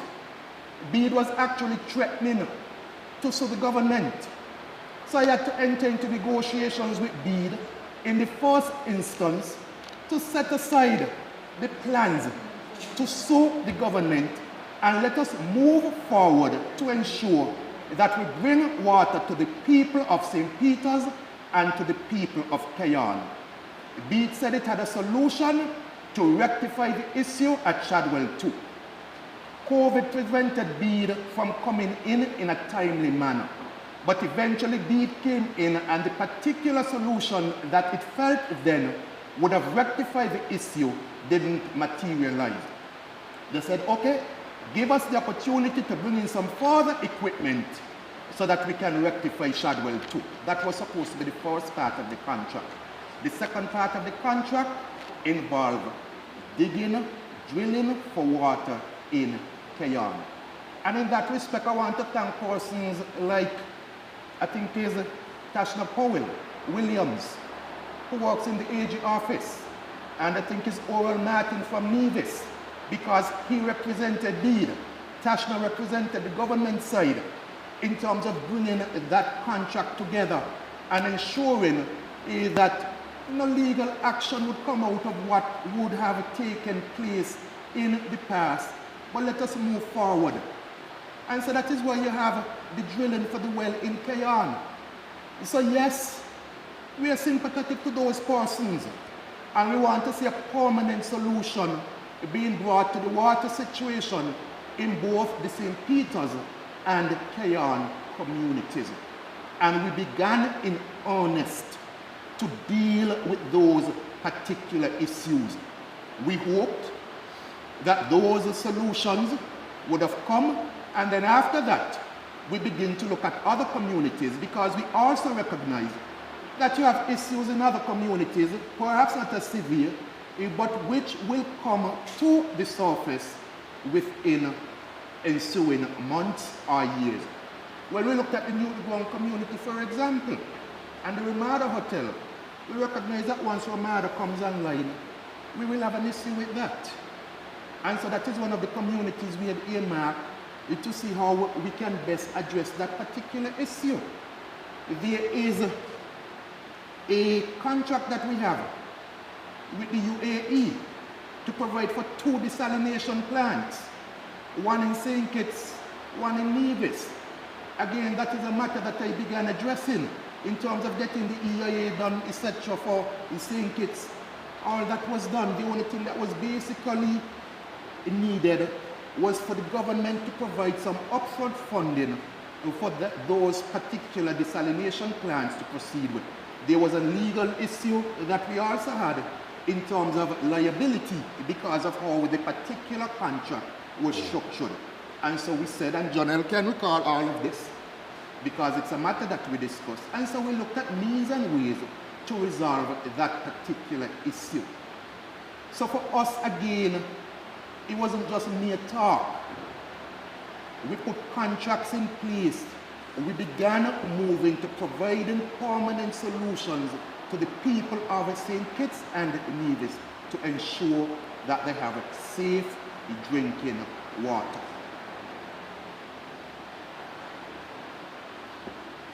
Thank you. Thank you. Yes, Mr. Rajime.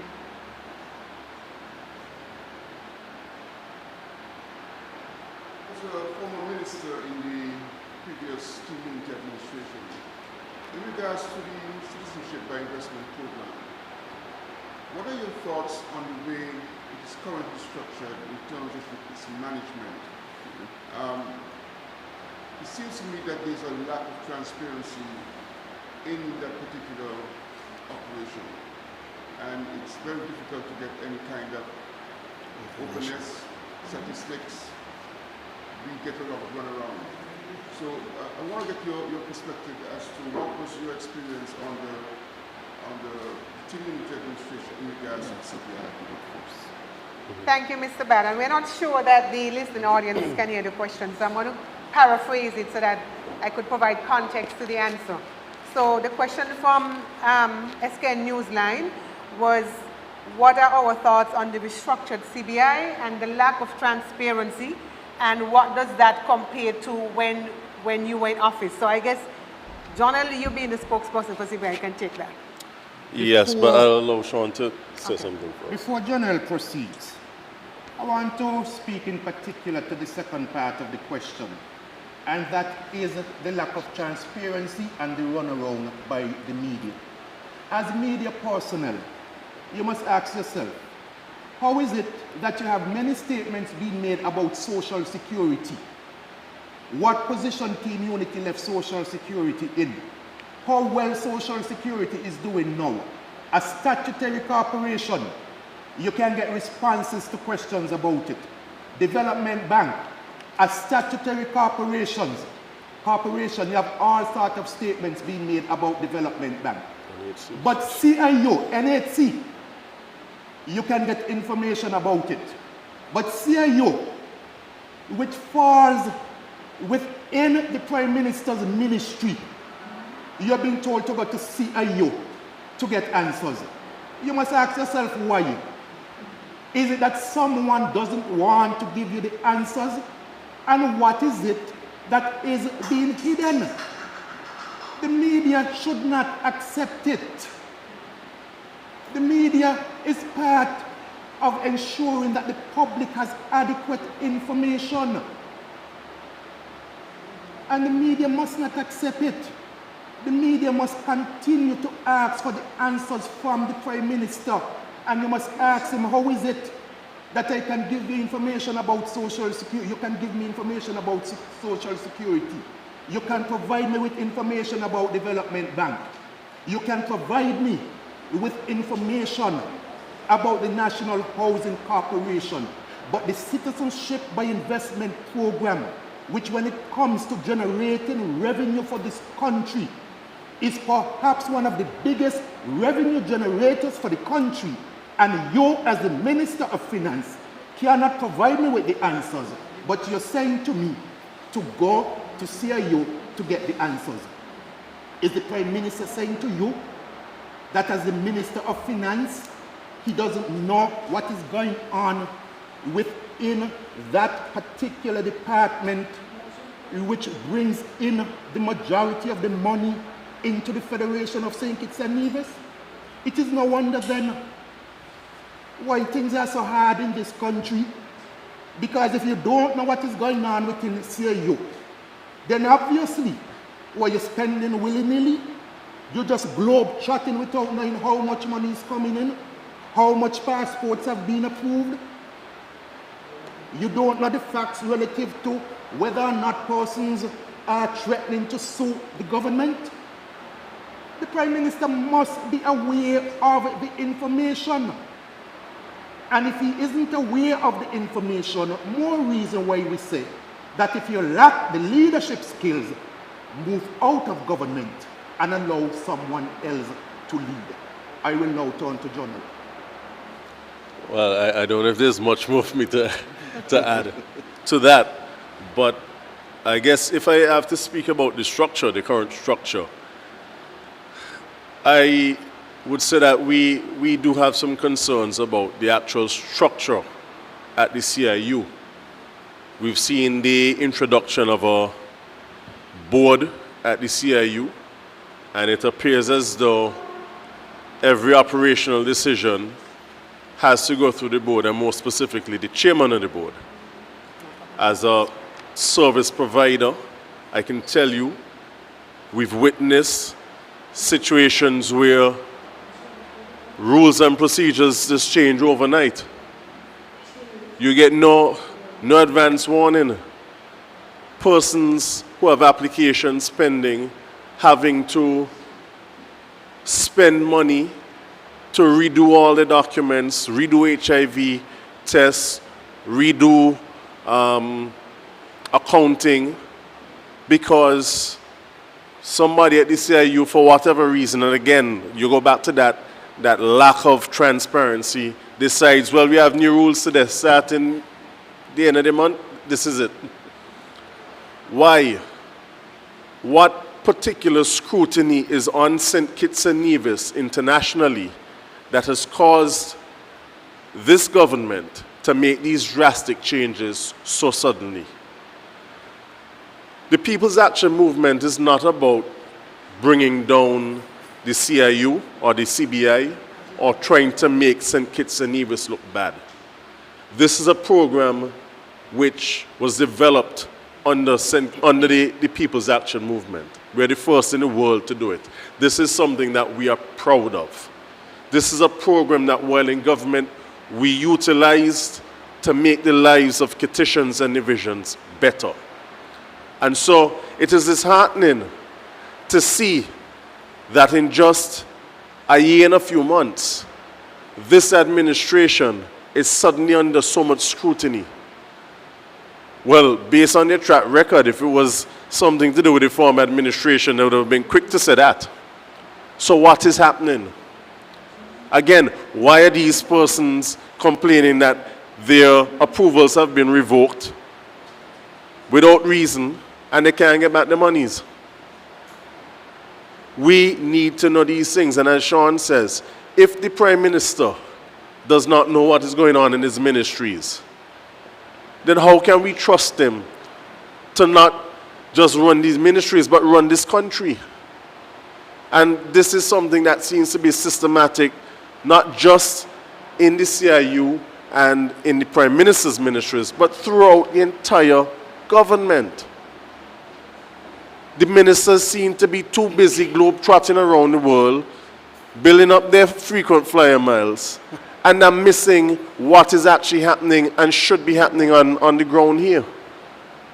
You know, I was in my constituency recently, and a constituent said, boy, I can't get to see my ministers. They're always traveling, and when they are home, they jet lagged, so you still can't see them. We need a government and persons involved who are serious about the work that they're doing, who are in a position to advise us as to what is happening, and who we can trust to make proper decisions. You talk about transparency in the CIU, but what about transparency in other sectors? When the government changed last year, we heard a big song and a big hullabaloo about accountability, transparency, corruption, contracts, who was getting what contract and who was making X amount. Let us go to the NHC. We hear about a company from Trinidad getting a contract to build houses at $600 million. $600 million. You do a Google search on East Coast housing and you can't find anything other than the media report in St. Kitts to do with the building of the houses. The first, how many houses has that that were to be built by December? 600. 600 houses were to be built by the end of December next month. Well, not one has been built. Those that are under construction, you look at them and you wonder what that is. Because here in St. Kitts and Nevis, we have become accustomed to a certain quality of living, a certain quality of construction, a certain quality in the things we do. And you look at the houses that are under construction now, and instead of seeing steel holding the concrete together, is wires you're seeing. And you ask yourself, what is really going on here? Who are these people? What was the tendering process? You go on to the demolition at the Basseterre High School, and you hear about a company getting a contract to demolish for $2 million. I believe it is St. Kitts Great House. I believe that is the name of it. You do a Google search on that company. It is a real estate company. Its website is Realty. Apparently, I understand that that company only applied for a construction license in May of this year. But yet, that company has been awarded a contract over all of those other known construction companies here in St. Kitts and Nevis, having just received, if they've gotten it already, a construction license. What is their track record? What experience do they have? Who are these people? St. Kitts Great Estates.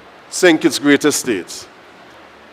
These are the questions that we need to be asking.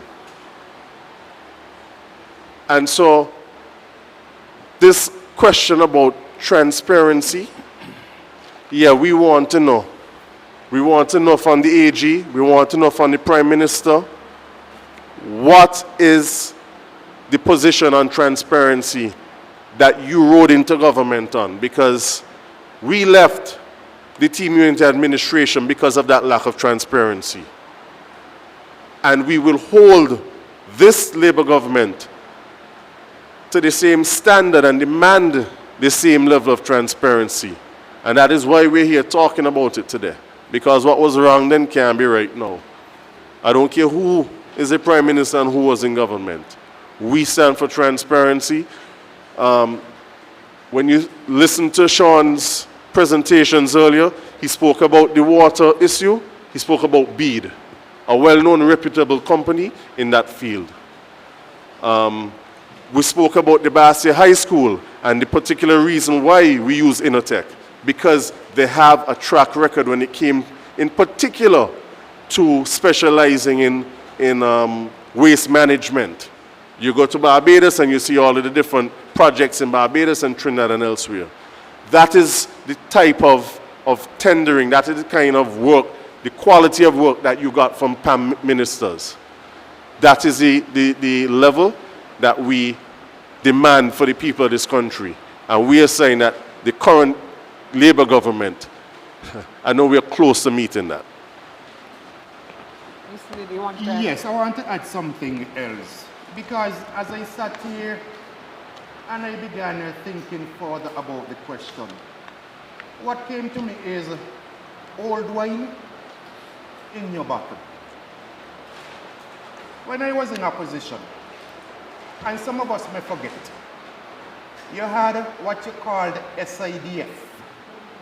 SIDF was established by the then Labour administration, and that is where citizenship by investment was channeled outside of the consolidated fund, outside of government. We raised questions about it. I recall sitting down in Parliament one day, and we were in opposition, and the Honorable Eugene Hamilton, under questions, brought a question. The question pertained to CBI, how much passports had been sold, the amount of revenue, etc.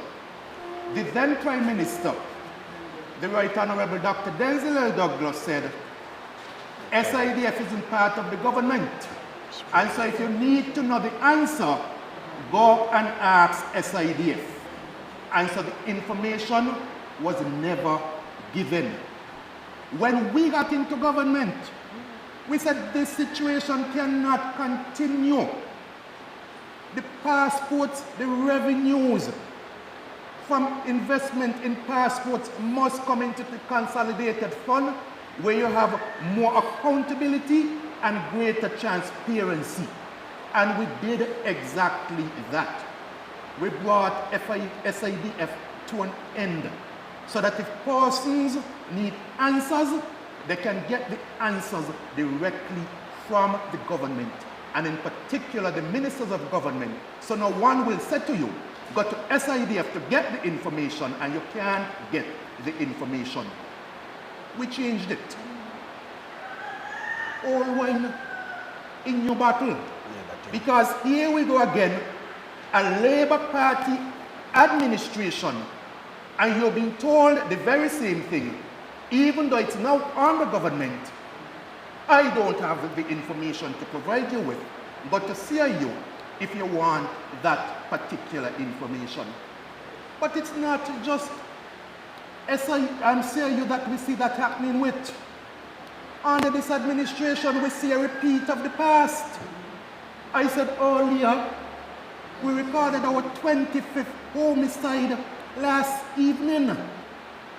We're going back to the high murders, the high number of homicides in this country. I just checked some statistics. The last time we had 24 murders in this country was in 2014 under a Labour administration. And here we are climbing back to those same numbers that you had under a previous Labour administration. Labour has proven to this country that we do not know how to govern. Amen. We don't know how to govern. The same old occurrences of the past that we dealt with while in government happening again.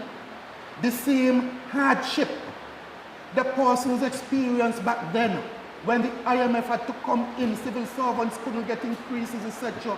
The same hardship persons are now complaining of. Things hard under this government. Extremely hard. People can't afford to feed their children.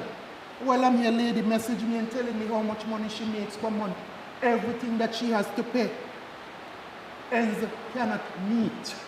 And there is nothing in sight to say to us that things are about to improve. You're out of the different issues with transparency. with the different ministries, back to the very same old thing. But what do we have in common? We have one thing in common, one common factor. And that common factor is a Labour Party government. A Labour Party government. That is the common factor. And persons need to recognize that. The lack of transparency, a Labour Party government. The increase in homicides, where our young men in particular are being gunned down on the streets in the day and in the night, again under a Labour Party government. And we need to ensure that we remove that Labour Party government from office if we are to return to better days in this country. Thank you. Thank you, Mr. Political Leader. We may as well leave you on the floor because there's the final question that came in virtually that asks about the public's expectation in the upcoming budget presentation. Is there any hope? I mean, should we perk up and, you know, look forward to some good news? What as a seasoned member of Parliament, what can we expect in this budget presentation? Lavon, I just said, new wine, old wine, new bottle. And so, based on what has happened in the past, what really can you expect? I don't have any high expectations. No vision, no innovation. There has been recently the admission that CIO revenues are down. Cruise ship calls drastically reduced. Major projects in this country, nothing is happening. All we keep getting promises, promises, promises. And that is all I expect coming out of this budget. The fluff, the empty promises according to Azad, the sweet lies. That is what I expect and the public can expect coming out of this budget.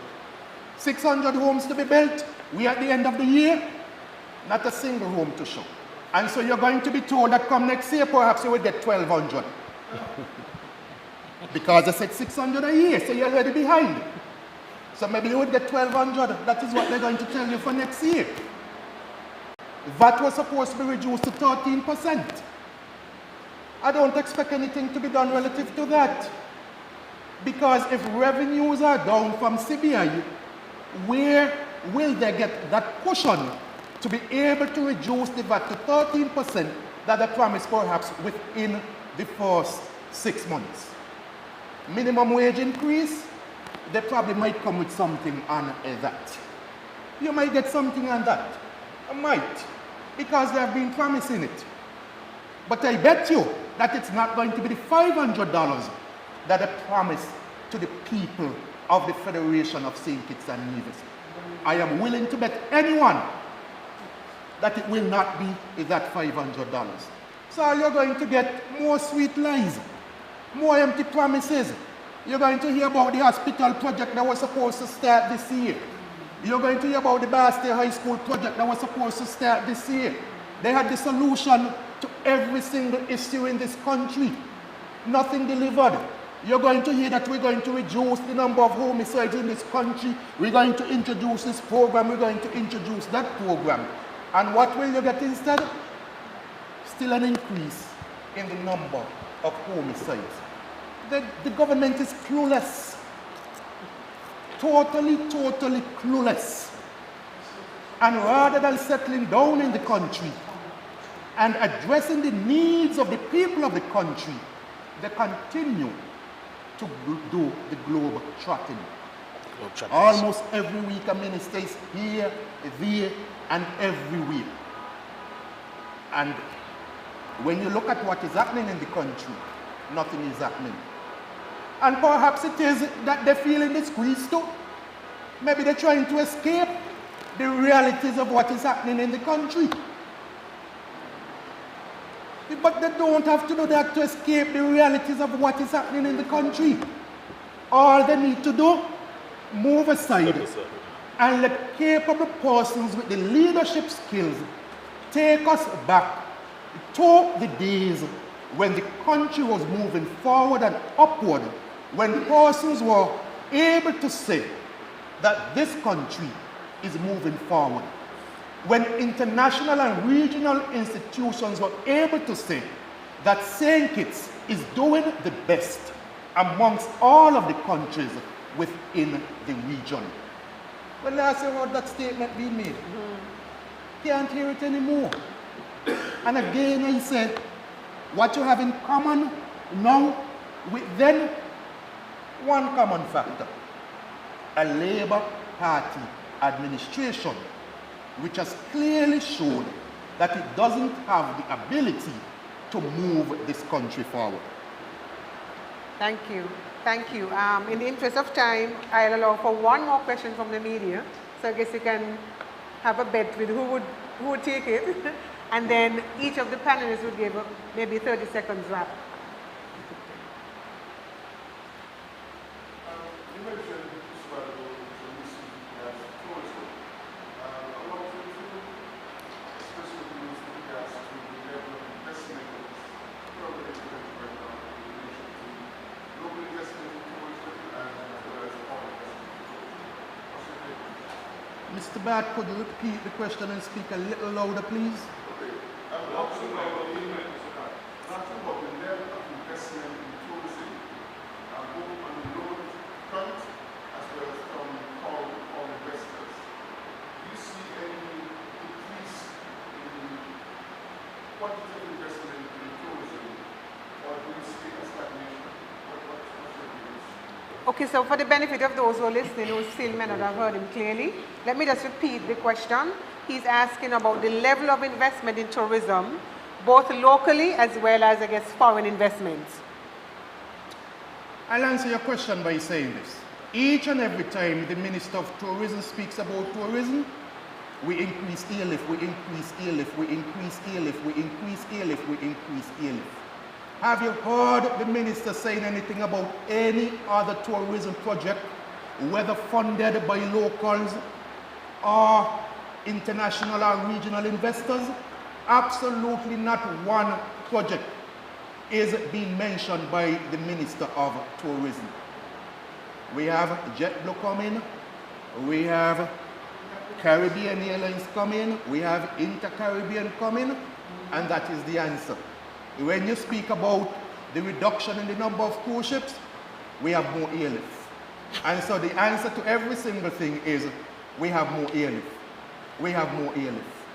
Nothing else is happening. Absolutely nothing else. Whether you look in the Frigate Bay area, the Southeast Peninsula area, the rural areas, you don't see one single tourism project taking place in this country because the investor confidence is not there. Locals aren't investing. Foreigners are not investing. No one is investing. And maybe after this press conference, you're going to hear next week lie that we're getting this particular hotel project, or we're getting, because each and every time you speak about what is not happening, they come with some different fancy story. And when you begin to check the fancy stories, you recognize still nothing ain't kicking. According to the young people, not what kick. Not a thing a kick. All you hear about, more airlift. And the airlift, maybe the additional airlift, is so that when they need to travel, they have more options in terms of which airline they can take to travel. So they need the additional airlift. I want to get out tomorrow and a flight available and late tomorrow, so let me bring in 2 additional airlines so I could get out. I want to go to New York, let me bring in JetBlue so I could get out. Perhaps that is what it's about. Not necessarily about the genuine development of the Federation of St. Kitts and Nevis. And might I add that even where you have opportunities for tourism presented to this government on a platter, and I must talk about the, what I would call World Cup cricket fiasco, where the opportunity to have World Cup cricket was presented on a platter to the current Minister of Sport, who didn't find it fit to even respond, resulting in us losing out on yet another tourism opportunity, a major tourism opportunity, especially at this point in time where we see how stagnant our tourism sector is. This would have been a nice little boost. We saw it happen last year, January, when we hosted the Under-19 Cricket World Cup. We saw it in 2021 when we hosted the CPL, where tens of millions of dollars were pumped into the economy. But again, busy globe-trotting, and they miss out on these opportunities that are put on a platter for them. It says that these ministers of government, this government does not care about the tourism sector. They care about traveling, but they don't care about those who want to travel to come here.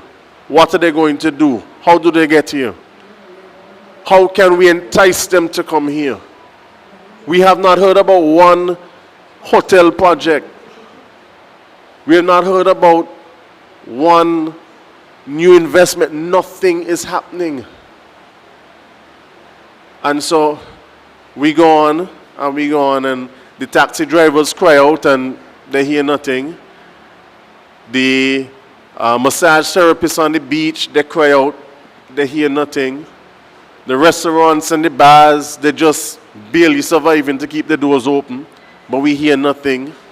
You go down to Port Zante, the businesses down there, all of them, you're going to one jewelry store down Port Zante on a given day. Just choose any day. And I'll bet you they're just in there twiddling their thumbs. Nothing is happening in terms of our tourism. We're hearing of no plans to improve our tourism. And as Sean has said, if you're not up to the task, Minister, just move aside and let somebody who has the requisite qualities to manage the country's affairs step in. Thank you. Thank you, Mr. Powell. As we wrap up now, we'll allow the members of the panel to just give a summary, a conclusion of their respective area. Starting with Troy at the end, Mr. Flanders. From the farm to the table. Thanks again for the media for coming out.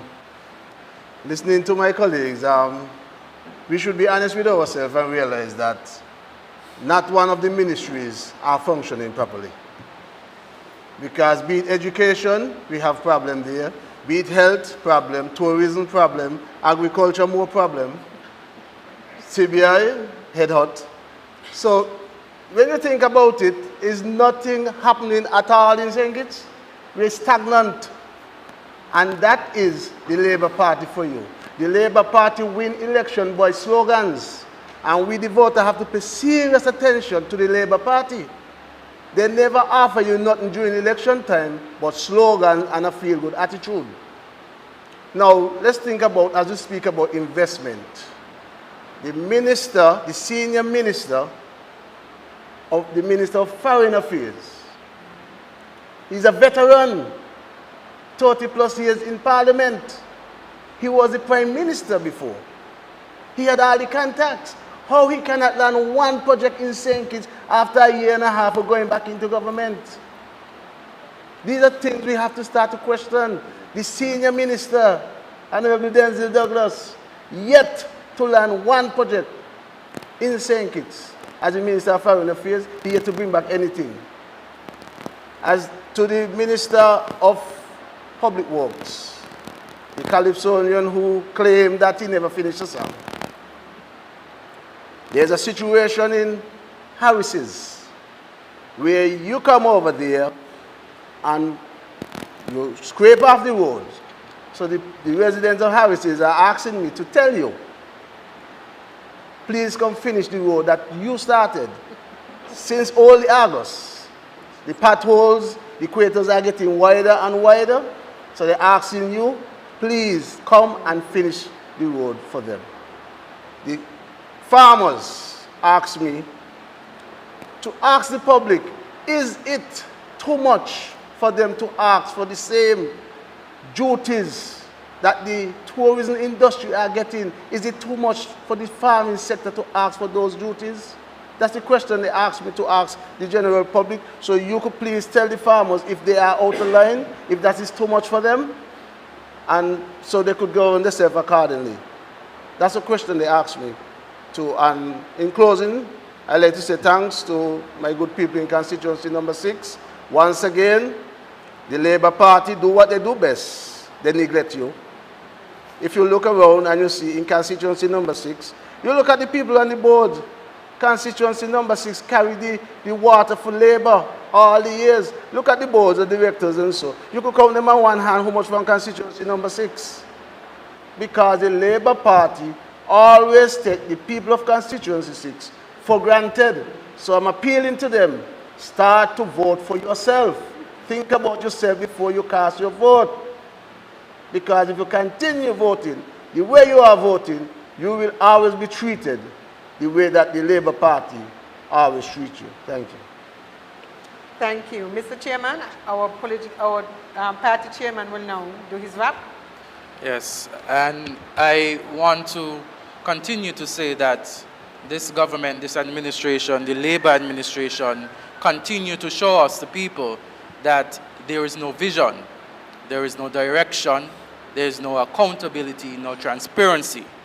In fact, as we end this press conference, I asked the people of St. Kitts and Nevis to point out one capital project that has been completed. In fact, during the 2020 election, the Labour administration indicated that they had investors calling them every hour of the night. Where are they now? In 2022, they indicated that. Where are those investors now? I want to say, and a plug for the people of constituency number 4. Just recently, I was in the Conyers area and published a video on the roads at the upper project of the Conyers area that was recently built in 2022. And when you hear some of the criticisms by those who support the Labour Party, Own Unity was in there for 7 years, the roads haven't been built. But I say to them that if they do their research, that project was completed about 2022, and the roads were being carved out for the people to access. Since then, vegetation has grown. There is no direction, no vision. And the slogan, better with Labour. Often I ponder day after day, better with Labour, and I ask the question, better for who? Certainly not the teachers, certainly not the taxi operators, certainly not the construction workers, certainly not the farmers, and certainly not even the constituents in whom they are supposed to serve. So again, better with Labour, but better for who? Thank you, Mr. Chairman. Mr. Powell, could you just do your wrap now? The People's Action Movement remains committed to the people of St. Kitts and Nevis and to coming to you with not just issues, but with solutions to these issues. All of these matters that we've raised today, we've shown how we have done it better.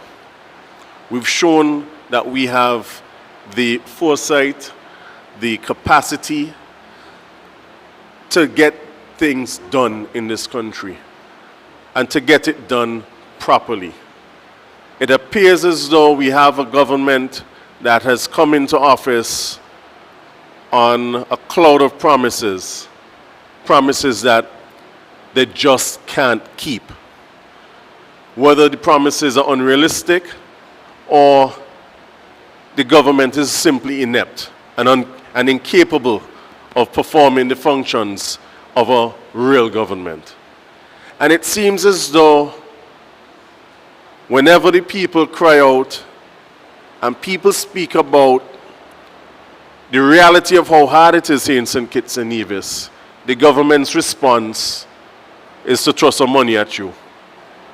oh, okay, you're going to get a $500 dividend. And then for the next 6 months, you have nothing. Or we can give you Independence 40 money, $1,000. And then what happens? We're now hearing discussions about double salary. But at the same time, we are being told that our main income generator, the CBI, its revenues are down. We know that the next income generator, tourism, where we could see nothing is happening. So are we going to get the double salary as promised? Or is the money simply being squandered? Because we have a government, typical of a Labour Party, that believes in giving a man a fish, rather than teaching him how to fish. $27 million was given away in September of this year.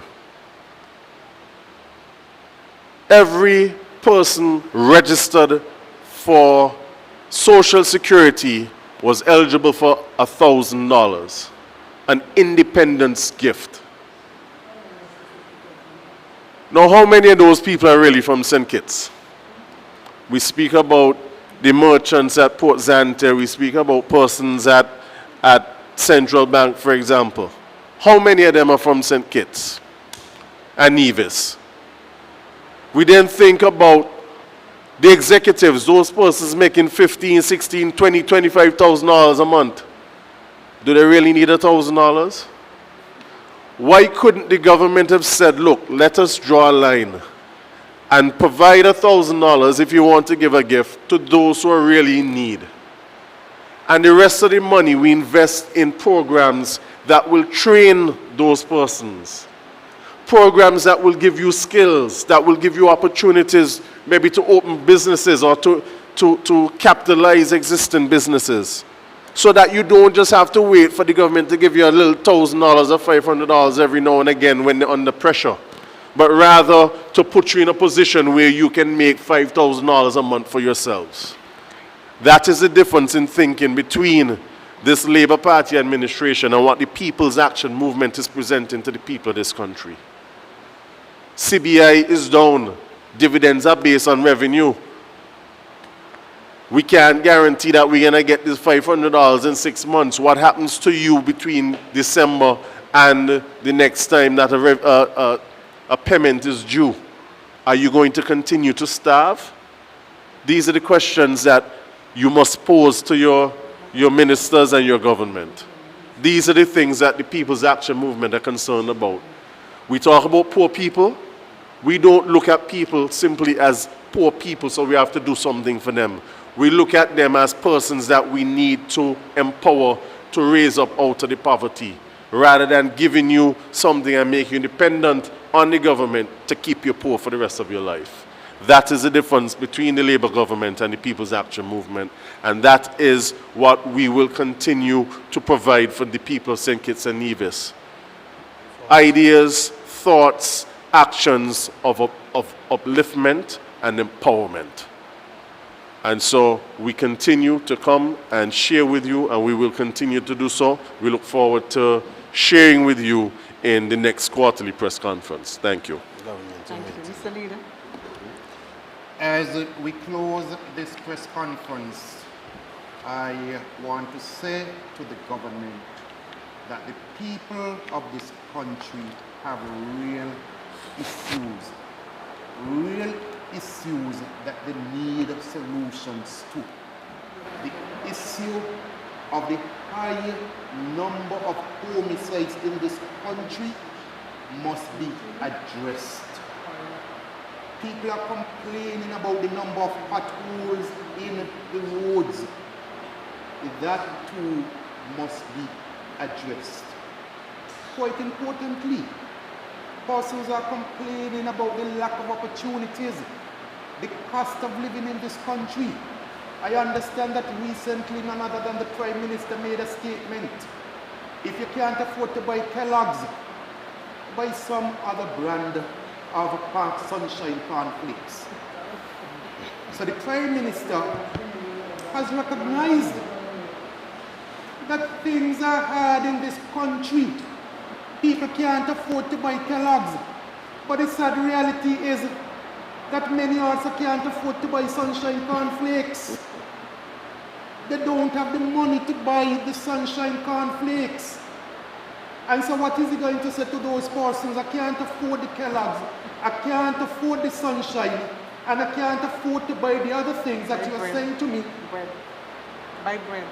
Buy Bread. Buy bread. The good old Bible says, man shall not live by bread alone. And as a doctor, he should also know that you just can't eat bread. So I don't want to believe that that is what he's saying to the people of this country.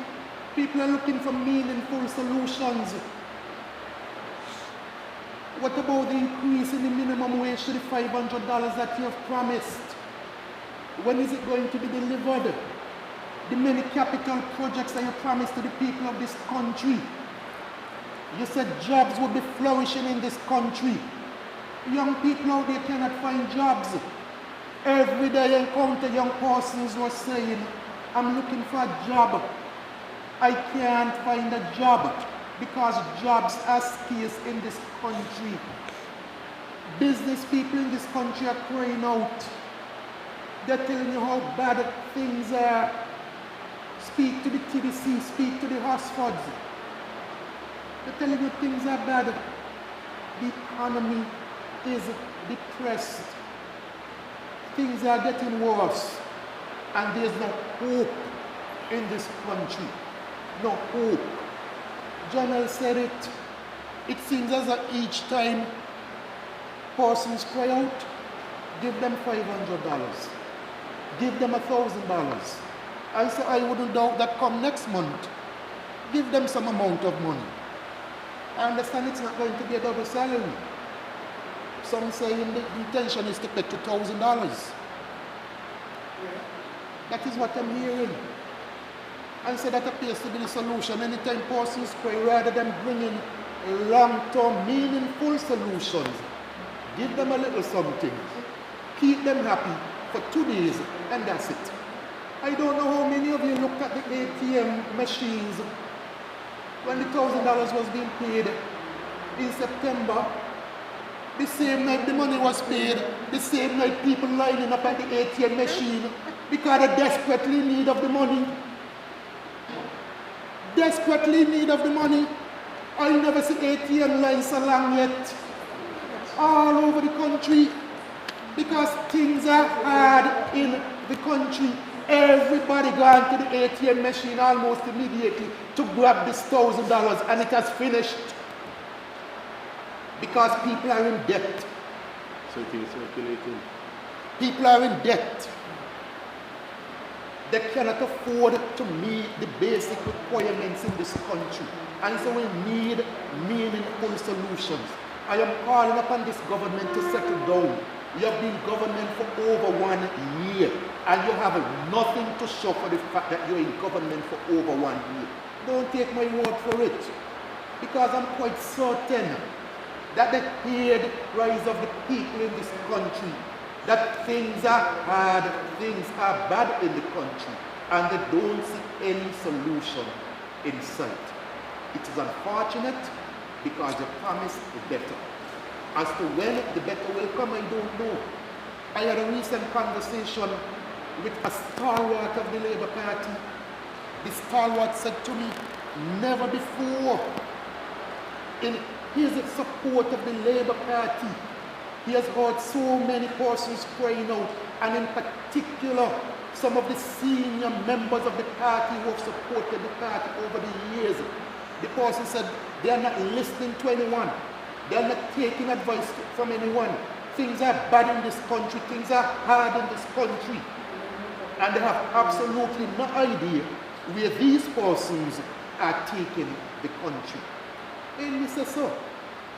It's a stalwart of the Labour Party. And when I tell you a stalwart, I mean a big stalwart of the Labour Party. But you know, a former junior minister once said that I am not a strategist because as a politician, I need to tell people, make promises to people and just tell them what I want to hear, and then when I get into government, just do as you please. And whatever people want to say, let them say. And that is the attitude of the Labour Party. That is what the Labour Party has done and continues to do to the people of this country. Fool the people of the country. And when you begin to speak, give them $1,000. Make them a promise. This coming, that coming. And so you get that temporary rush because you feel things looking up. And when you wake up the next morning, it is back to the same old reality of the fact that they do not know how to govern.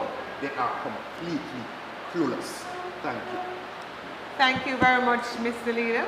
We want to call that a wrap, but before we do so, we want to thank the two members of the media. I don't know if there's a dwindling media corps in St. Kitts and Nevis now. I think it is a little frightening. I mean, I don't know, maybe that is why the disrespect for the media on the other side is becoming so apparent now because there's strength in numbers. And so maybe this is time for us to either look at maybe strengthening our media corps or perhaps maybe retrain our media corps and see if we could, get a cadre of media people who can insist on getting answers. We thank you for coming. We hope that our responses were sufficient to meet the needs of your questions. We are not unavailable. We would always make ourselves available and accessible if you need to hear from us outside of our quarterly schedules of press conferences. But we want to thank you for coming nonetheless. We want to thank you for twice now responding to our invitation to our quarterly media conferences.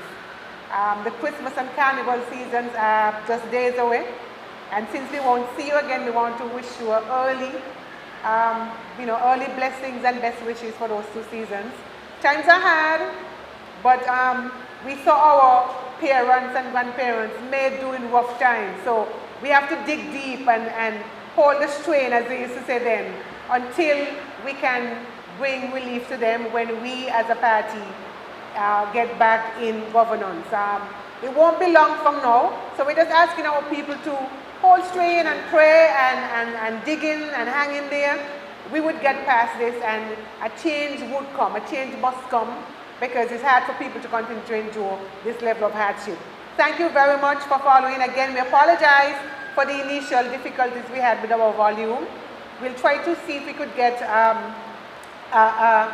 copy to reload on our pages so that you will hear the full context and the full sense of all that was said earlier that you may have missed. Thank you very much, and we are wishing you a very good day and a blessed balance of the week. Thank you.